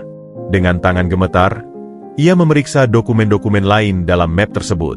Ada buku tabungan dengan saldo yang cukup besar untuk ukuran mereka, sekitar 50 juta rupiah. Juga dokumen safety deposit box berisi saham-saham yang dulu diberikan Sari pada ayahnya. Yang paling mengharukan adalah surat-surat cinta yang ditukar antara Darmawan dan Sari sebelum mereka dipisahkan. Dalam salah satu surat, Sari menulis, "Darmawan sayang, aku tidak akan pernah meninggalkan kalian dengan sukarela. Jika suatu hari aku hilang dari hidupmu, ketahuilah bahwa aku dipaksa. Uang dan saham ini untuk pendidikan Irul. Jadilah ayah yang baik untuk anak kita." Air mata Irul menetes membaca surat-surat itu. Sekarang dia benar-benar mengerti. Baik ayahnya maupun ibunya sama-sama menjadi korban dari kesombongan dan prasangka keluarga. Tanpa berpikir panjang, Irul mengambil ponsel yang diberikan Budi dan menelepon Sari. "Ibu," suaranya tercekat. "Bisa kita bertemu? Ada sesuatu yang penting ingin saya tunjukkan." Tak lama kemudian, Budi menjemput Irul dan membawanya ke rumah Rendra. Sari sudah menunggu dengan cemas di teras. "Ada apa, Nak? Kamu baik-baik saja?" tanya Sari khawatir. "Ibu, lihat ini." Irul menyerahkan map dan surat wasiat ayahnya. Sambil membaca, tangan Sari gemetar hebat. Air matanya jatuh membasahi kertas surat yang sudah menguning. Darmawan menyimpan semua ini, isaknya. Selama ini, dia tidak pernah menggunakan uang dan saham yang kuberikan. Rendra yang ikut membaca menggeleng takjub. Darmawan memang pria yang sangat mulia. Dengan keadaan sulit seperti itu, dia tetap tidak menyentuh uang ini. "Ibu," Irul memandang Sari, "sekarang saya benar-benar mengerti. Ayah tidak pernah membenci ibu. Dia hanya ingin melindungi kita berdua." Sari memeluk Irul erat. "Ibu juga sekarang mengerti. Kenapa ibu tidak bisa menemukan kalian? Darmawan sengaja menghilang untuk melindungimu dari keluarga ibu." Rendra memeriksa dokumen saham. "Nilainya sekarang sudah cukup besar, Irul. Cukup untuk membiayai pendidikanmu dan memulai usaha." Tapi Irul menggelam. "Saya tidak ingin menggunakan uang ini untuk diri sendiri. Ayah menyimpannya bertahun-tahun tanpa menyentuhnya. Seharusnya saya menghormati keputusannya." "Lalu apa yang ingin kamu lakukan?" tanya Rendra. Irul berpikir sejenak. "Saya ingin menggunakan uang ini untuk membantu orang lain seperti ayah dan saya dulu. Mungkin membuat yayasan untuk anak-anak tidak mampu yang ingin sekolah atau belajar keterampilan." Sinar bangga terpancar dari mata Sari. "Kamu benar-benar mirip dengan ayahmu, Nak. Selalu memikirkan orang lain." Tapi kemudian Irul teringat sesuatu. "Ibu, ada satu hal yang ingin saya tanyakan. Kenapa dulu keluarga ibu begitu membenci ayah saya?" Sari menghela napas berat. Keluarga ibu, terutama ayah dan adik ibu, Hendra, sangat memegang teguh status sosial.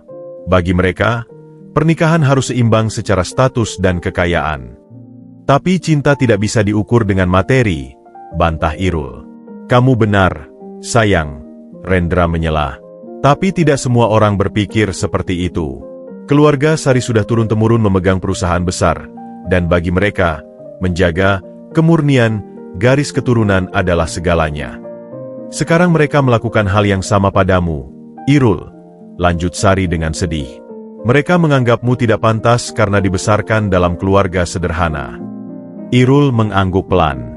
Tapi ibu, dengan adanya surat dan bukti-bukti ini, apakah masih ada yang meragukan bahwa saya adalah anak ibu?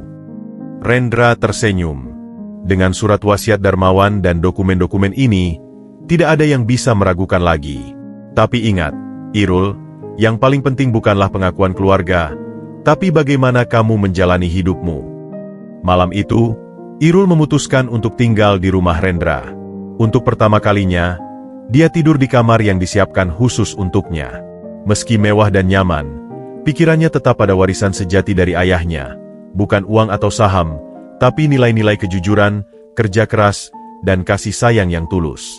Sebelum tidur, dia menatap foto ayahnya yang diletakkan di meja samping tempat tidur. Terima kasih, Yah.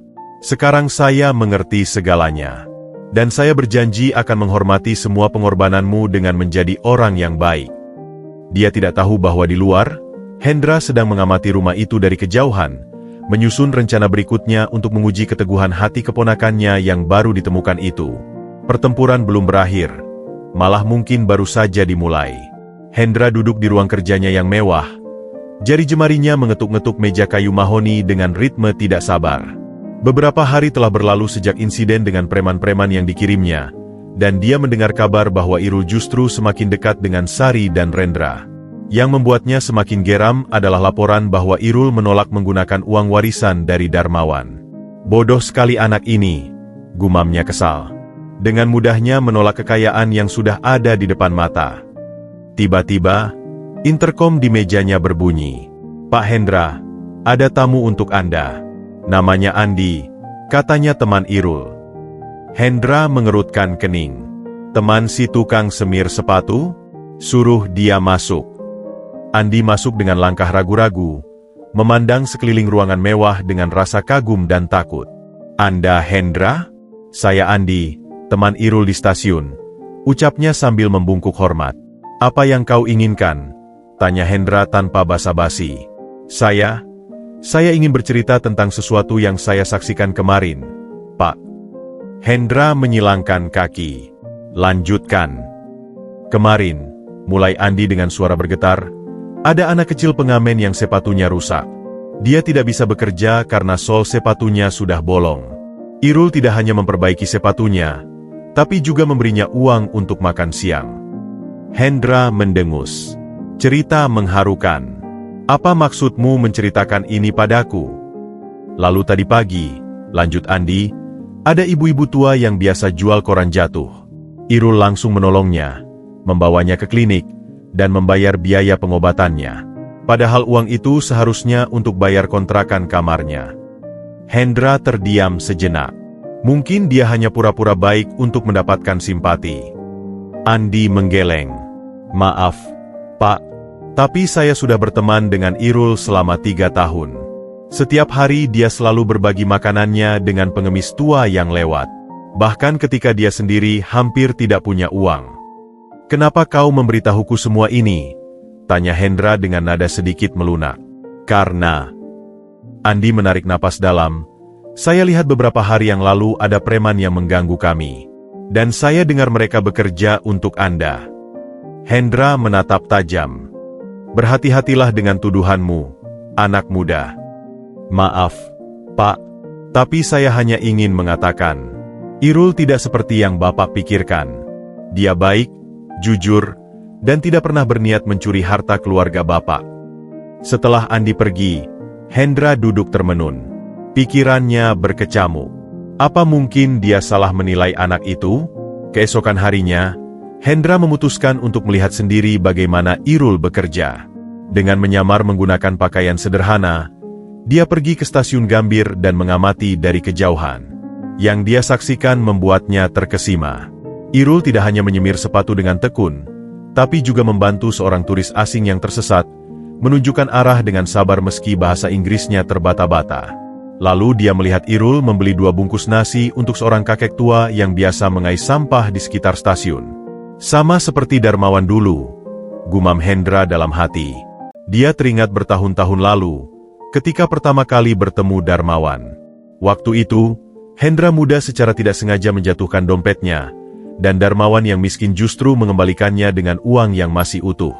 Sore itu, Ketika Irul sedang membereskan lapaknya, Hendra mendekati. "Irul," sapanya. Irul menoleh. Wajahnya menunjukkan keheranan. "Pak Hendra, ada yang bisa saya bantu?" Hendra mengeluarkan sepasang sepatu kulitnya. "Bisakah kau menyemir ini?" Irul mengamati sepatu itu. "Ini sepatu merek impor yang bagus, Pak. Tapi sayang, perawatannya kurang baik. Kulitnya mulai retak-retak." Hendra terkejut. "Kau tahu tentang sepatu merek ini?" "Dulu ayah saya mengajarkan tentang berbagai jenis kulit dan cara merawatnya," jawab Irul sambil membersihkan debu di sepatu. "Sepatu seperti ini butuh kondisioner khusus. Tidak bisa hanya disemir biasa." Dengan terampil, Irul mulai bekerja. Setiap gerakannya penuh perhatian, seperti seorang ahli yang menghargai karyanya. "Saya dengar kau menolak menggunakan uang warisan ayahmu," ucap Hendra sambil memperhatikan kerja Irul. Irul tidak mengangkat pandangannya. "Uang itu bukan untuk saya, Pak. Ayah menyimpannya dengan alasan tertentu." "Tapi itu hakmu," bantah Hendra. "Apa yang menjadi hak saya," kata Irul dengan tenang, "adalah menghormati keputusan ayah. Dia ingin saya belajar tentang arti kerja keras dan kejujuran." Hendra terdiam, memperhatikan cara Irul merawat sepatunya dengan penuh penghormatan. "Kau tidak membenci saya atas semua yang telah saya lakukan?" tanya Hendra akhirnya. Irul mengangkat wajahnya, tersenyum kecil. "Ayah mengajarkan untuk tidak membenci siapapun," katanya. "Kebencian hanya akan meracuni hati sendiri." Setelah sepatu selesai disemir, Hendra terkesima dengan hasilnya. Sepatunya bersinar sempurna, bahkan terlihat lebih baik dari ketika masih baru. "Berapa saya harus bayar?" tanya Hendra. "Untuk perawatan khusus seperti ini, biasanya 50.000, Pak." Hendra mengeluarkan uang 100.000. "Simpan saja sisanya." Tapi Irul menggeleng, mengambil uang pas dari kotaknya. 50.000 saja, Pak.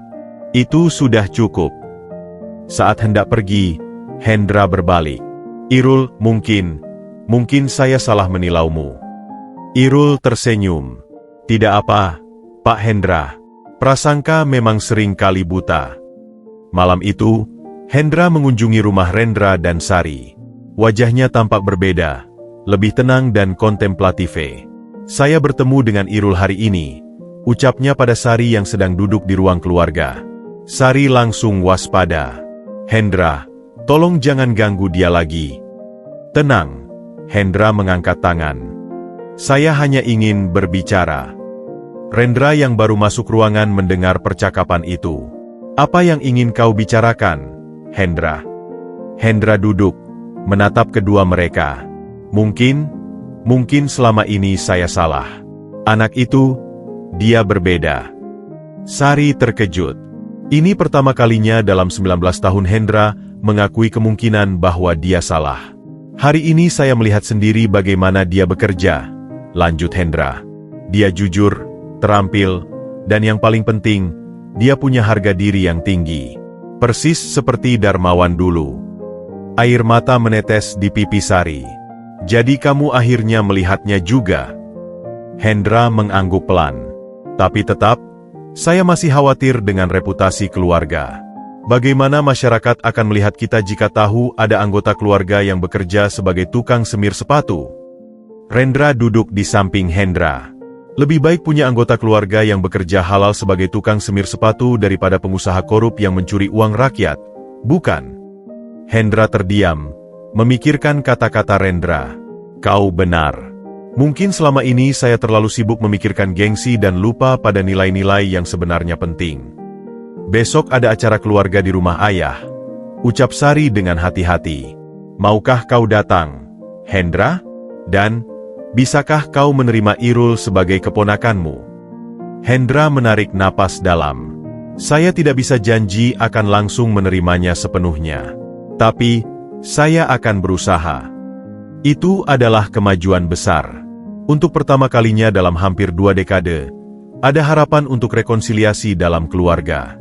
Sementara itu, di kamar kosnya yang sederhana, Irul sedang memeriksa dokumen-dokumen warisan ayahnya. Dia tersenyum ketika membaca surat cinta terakhir yang ditulis ayahnya untuk Sari, yang tidak sempat dikirimkan. Sari, sayangku. Hari ini Irul belajar menyemir sepatu untuk pertama kalinya. Tangannya masih kaku, tapi matanya bersinar penuh semangat. Dia semakin mirip kamu setiap hari. Irul memegang erat surat itu. Terima kasih. Yah, terima kasih sudah mengajarkan saya arti kehidupan yang sesungguhnya. Dia tidak tahu bahwa di luar, badai dalam keluarga besar Sari perlahan mulai mereda. Dan mungkin, untuk pertama kalinya, ada harapan bahwa suatu hari nanti, semua luka masa lalu bisa sembuh, dan keluarga yang terpisah bisa benar-benar bersatu kembali. Minggu-minggu berlalu dengan damai. Irul tetap setia membuka lapaknya di stasiun, namun kini tanpa gangguan dari preman-preman. Bahkan, beberapa kali Hendra lewat dan menyapa dengan anggukan singkat, sebuah kemajuan yang signifikan. Suatu sore, saat Irul sedang menghitung penghasilan hariannya, sebuah mobil mewah berhenti. Kali ini, yang turun adalah Rendra dan Sari bersama seorang wanita paruhbaya dengan kacamata tebal dan penampilan profesional. Irul, nak, sapa Sari dengan wajah berseri. Ini Ibu Dian, kepala sekolah dari SMA Plus yang dulu sempat kau tinggalkan. Irul berdiri, sedikit gugup. Selamat sore, Ibu. Rendra tersenyum. Ibu Dian adalah teman lama kami. Kami berbicara tentang kelanjutan pendidikanmu. Ibu Dian memandang Irul dengan tatapan analitis. Saya dengar kamu harus berhenti sekolah karena keadaan ekonomi setelah ayahmu meninggal. Irul mengangguk, sedikit malu. Iya, Bu. Waktu itu saya kelas 2 SMA. Terpaksa berhenti untuk mencari nafkah. Tapi nilai-nilaimu dulu sangat bagus, ujar Ibu Dian sambil membuka file yang dibawanya. Khususnya matematika dan bahasa Inggris. Guru-gurumu dulu sangat menyesal kehilangan murid sepertimu. Sari memegang tangan Irul. Nak, Ibu dan Rendra ingin membantumu melanjutkan sekolah. Ibu Dian bersedia menerimamu di sekolahnya untuk program paket C, sehingga kamu bisa tetap bekerja sambil belajar. Irul terdiam sejenak. Hatinya berkecamuk. Impian untuk kembali bersekolah selalu ada di pikirannya. Tapi, biayanya pasti mahal, dan saya. Jangan khawatir tentang biaya, potong Rendra. Ini akan menggunakan dana dari tabungan pendidikan yang dulu disiapkan ayahmu. Tapi Irul menggelam. Maaf, Ibu, Tuan Rendra. Saya sangat menghargai perhatian kalian. Tapi, saya tidak yakin ini tepat. Sari terlihat kecewa. Kenapa, nak? Bukankah ini yang selalu kau impikan? Ibu, Irul memandang Sari dengan mata penuh ketulusan. Impian saya memang bersekolah lagi. Tapi saya ingin mencapainya dengan usaha sendiri, bukan dengan uang warisan ayah. Ibu Dian tersenyum memahami. Nilai-nilai yang kamu pegang teguh sangat mulia, Irul. Tapi ingat, pendidikan adalah investasi, bukan pengeluaran. Bagaimana kalau begini? Usul Rendra. Kami meminjamkan uangnya untuk biaya sekolahmu. Nanti setelah kamu lulus dan punya pekerjaan yang lebih baik, kamu bisa mengembalikannya. Irul masih ragu. Tapi waktu saya bekerja.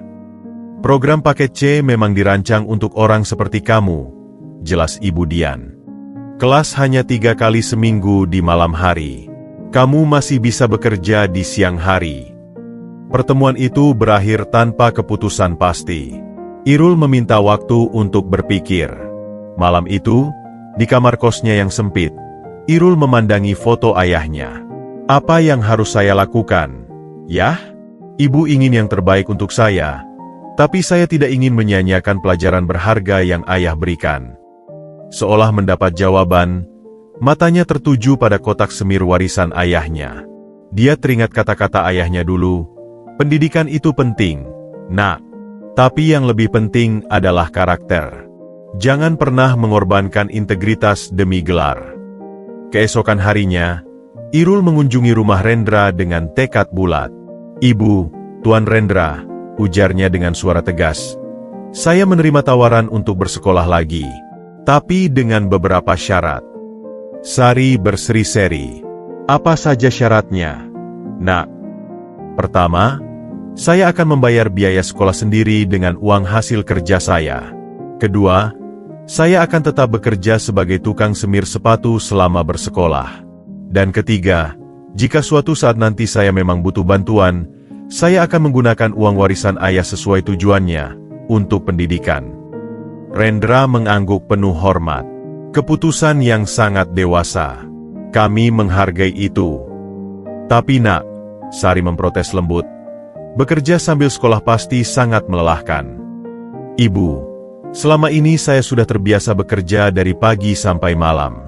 Sekolah malah akan memberikan saya harapan dan tujuan yang lebih jelas. Maka dimulailah babak baru dalam hidup Irul. Pagi sampai sore dia bekerja di stasiun, kemudian bersiap untuk berangkat ke sekolah malam. Hari-hari menjadi sangat sibuk, tapi bagi Irul, ini adalah kebahagiaan yang tak ternilai. Di sekolah, awalnya tidak mudah. Banyak teman sekelas yang lebih muda darinya, dan beberapa bahkan mengolok-olok pekerjaannya. Lihat, si tukang semir sepatu mau pinter, ejek seorang siswa suatu hari. Tapi Irul hanya tersenyum. Lebih baik jadi tukang semir sepatu yang berpendidikan daripada orang berpendidikan yang tidak punya etika kerja. Perkataan itu terdengar oleh Ibu Dian yang kebetulan lewat. Di kelas berikutnya, dia menjadikan Irul sebagai contoh ketekunan dan kerja keras. Lambat laun, sikap teman-teman sekelasnya berubah. Mereka melihat bagaimana Irul selalu serius dalam belajar, meski kadang terlihat kelelahan. Bahkan, beberapa mulai menghormatinya. Suatu malam, setelah ujian matematika, seorang teman sekelas mendekati Irul. Irul, bisakah kamu membantuku memahami materi aljabar ini? Aku benar-benar tidak mengerti. Dengan sabar, Irul membantu temannya itu. Keahliannya dalam menjelaskan dengan cara yang sederhana dan mudah dimengerti membuat beberapa siswa lain ikut meminta bantuan. Kamu seharusnya jadi guru, Irul, puji salah satu dari mereka. Senyum kecil muncul di bibir Irul. Mungkin suatu hari nanti. Tapi untuk sekarang, saya cukup senang bisa berbagi ilmu. Di tengah kesibukannya yang baru, Irul tidak melupakan lapaknya. Malah, dia mulai menerapkan ilmu dari sekolahnya dalam usahanya. Dia membuat catatan keuangan sederhana, menghitung modal dan keuntungan dengan lebih teliti, bahkan mulai belajar bahasa Inggris lebih giat untuk melayani turis asing. Suatu sore, Hendra datang lagi ke lapaknya. Kali ini dengan membawa hadiah. Ini untukmu, ucap Hendra menyerahkan sebuah tas ransel baru. Saya dengar kau sekarang bersekolah lagi. Irul terkejut. Terima kasih, Pak Hendra. Tapi saya tidak bisa menerima ini. Ini bukan hadiah, bantah Hendra. Ini investasi. Lebih mudah membawa buku dengan tas yang layak. Setelah beberapa kali menolak, akhirnya Irul menerima tas itu. Terima kasih, Pak. Ini sangat berarti bagi saya. Hendra berdiri sebentar, memperhatikan Irul yang kini terlihat lebih percaya diri. Kau membuat kami semua bangga, Irul. Teruslah semangat. Saat Hendra pergi, Andi yang memperhatikan dari samping bersiul pelan. Wah, rupanya musuh bebuyutanmu sekarang jadi pendukungmu. Irul tersenyum. Kadang kita hanya butuh saling memahami. Bulan-bulan berlalu, dan nilai-nilai Irul di sekolah semakin membaik. Bahkan, dia mulai membantu mengajar les kecil-kecilan untuk anak-anak tidak mampu di sekitar tempat tinggalnya, menggunakan uang warisan ayahnya untuk membeli buku-buku pelajaran. Suatu malam, setelah ujian akhir, Ibu Dian memanggil Irul. Kamu tahu, nilai ujian terakhirmu hampir sempurna, ucap Ibu Dian dengan bangga. Bahkan, kamu meraih nilai tertinggi untuk matematika dan bahasa Inggris. Irul tersenyum lelah namun bahagia. Terima kasih, Bu. Ini berkat bantuan semua guru. Beberapa universitas mitra kami menawarkan beasiswa untuk siswa berprestasi, lanjut Ibu Dian. Apakah kamu berminat melanjutkan ke perguruan tinggi? Pertanyaan itu mengguncang Irul. Perguruan tinggi? Itu adalah mimpi yang bahkan tidak berani dia impikan. Tapi Bu, saya Jangan khawatir tentang biaya, potong Ibu Dian. Beasiswa ini menanggung semua biaya pendidikan, plus uang saku. Kamu hanya perlu fokus belajar. Malam itu, Irul pulang dengan kepala penuh pertimbangan. Perguruan tinggi? Itu berarti meninggalkan pekerjaannya sebagai tukang semir sepatu, meninggalkan kehidupan yang selama ini dia kenal. Di kamar kosnya, dia kembali memandang foto ayahnya. Ayah, apakah ini jalan yang tepat? Atau apakah saya harus tetap setia pada kehidupan yang sudah ayah ajarkan? Seperti biasa, jawabannya tidak datang dengan mudah.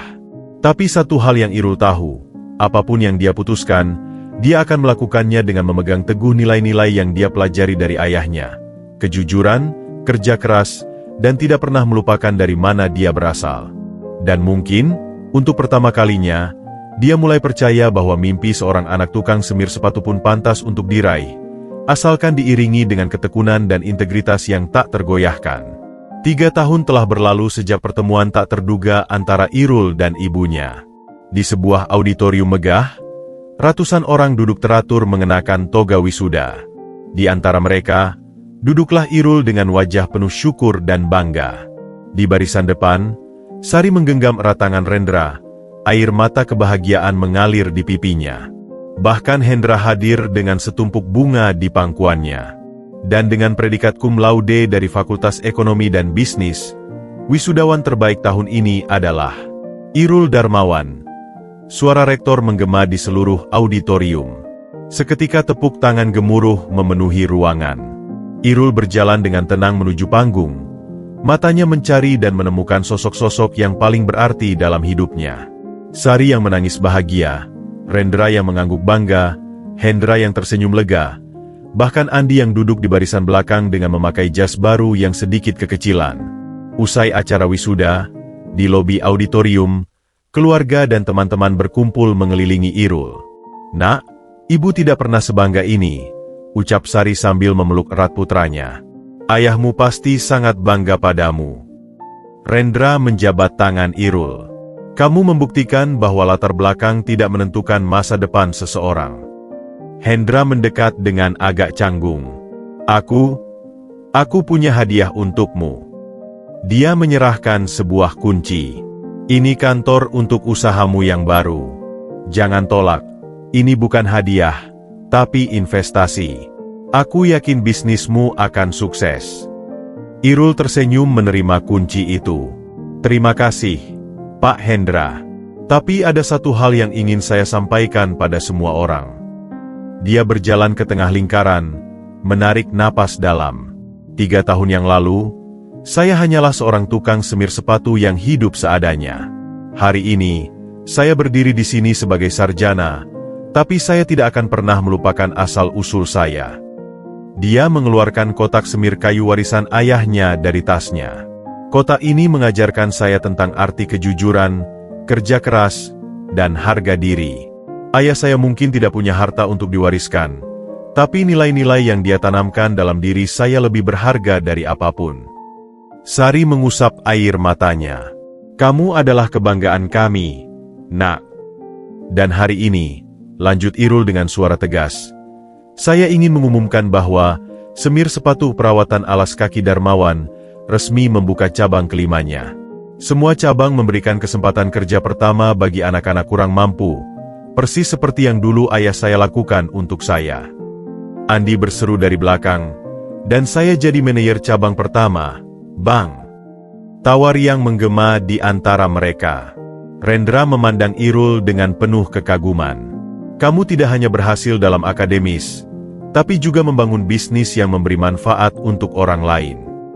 "Bisnis yang saya mulai dengan uang warisan ayah," jelas Irul. "Tepat seperti yang dia inginkan, untuk pendidikan dan masa depan yang lebih baik." Hendra menggeleng takjub. "Aku tidak bisa lagi meragukanmu, Irul. Kamu telah membuktikan bahwa darah keluarga kita mengalir dalam dirimu, bukan darah kesombongan, tapi darah pantang menyerah dan visioner." Beberapa bulan kemudian, di peluncuran gerai terbaru usahanya, Irul berdiri di depan para undangan dengan percaya diri. Di sampingnya berdiri Maya, Putri Hendra yang selama ini mendukungnya dengan setia. Usaha ini tidak akan mungkin ada tanpa dukungan semua orang, ucap Irul dalam pidatonya. Khususnya untuk almarhum ayah saya, Darmawan, yang mengajarkan bahwa tidak ada pekerjaan yang hina selama dilakukan dengan jujur. Dan untuk ibu saya, Sari, yang tidak pernah berhenti percaya bahwa suatu hari kita akan bertemu lagi. Sari yang duduk di barisan depan tersenyum melalui air mata. Tangannya menggenggam erat tangan Rendra. Warisan terbaik orang tua kita, lanjut Irul, bukanlah harta atau tahta, tapi nilai-nilai kehidupan yang mereka tanamkan dalam diri kita. Hari ini, saya bangga menjadi anak dari seorang tukang semir sepatu, dan anak dari seorang ibu yang tidak pernah menyerah mencari saya. Saat pita pengguntingan dipotong, tepuk tangan meriah memenuhi ruangan. Irul memandang sekelilingnya, keluarga yang telah bersatu kembali, usaha yang berkembang, dan masa depan yang cerah. Di sudut ruangan, di tempat terhormat, terpajang kotak semir kayu tua warisan ayahnya dengan plakat kecil bertuliskan, "Dari sebuah kotak semir, terbentuklah sebuah impian." Malam itu, di rumah keluarga mereka, Irul duduk bersama Sari dan Rendra di teras. "Ibu, apakah menurut ibu ayah bahagia melihat kita sekarang?" tanya Irul. Sari memandang bintang-bintang di langit. "Ayahmu selalu percaya bahwa suatu hari kita akan bersatu lagi. Dia akan sangat bangga melihat pria hebat yang telah jadi putranya." Rendra menambahkan, "Dan kamu telah membuktikan bahwa cinta dan ketekunan bisa mengalahkan segala rintangan." Irul tersenyum, merasakan kedamaian yang belum pernah dia rasakan sebelumnya. Perjalanan panjang dari seorang tukang semir sepatu menjadi pengusaha sukses bukanlah tentang meninggalkan masa lalu, tapi tentang menghargai setiap langkah yang telah ditempuh. "Besok," ucap Irul sambil menatap kotak semir kayu yang sekarang terpajang di ruang tamu mereka, "saya akan mengunjungi lapak lama di stasiun, untuk mengingatkan diri sendiri dari mana saya berasal." "Boleh ibu ikut?" tanya Sari dengan mata berbinar. "Tentu saja, ibu. Mari kita pergi bersama-sama." Dan di bawah sinar bulan, keluarga yang pernah terpisah oleh takdir akhirnya bersatu tidak hanya oleh darah, tapi oleh cinta, pengertian, dan penghargaan pada setiap perjalanan hidup yang telah mereka lalui masing-masing. Irul mungkin telah meninggalkan lapaknya di stasiun, tapi tidak pernah melupakan pelajaran berharga dari setiap sepatu yang pernah dia semir, bahwa seperti sepatu yang butuh perawatan untuk tetap berkilau, kehidupan juga butuh ketekunan dan kejujuran untuk mencapai kesuksesan sejati.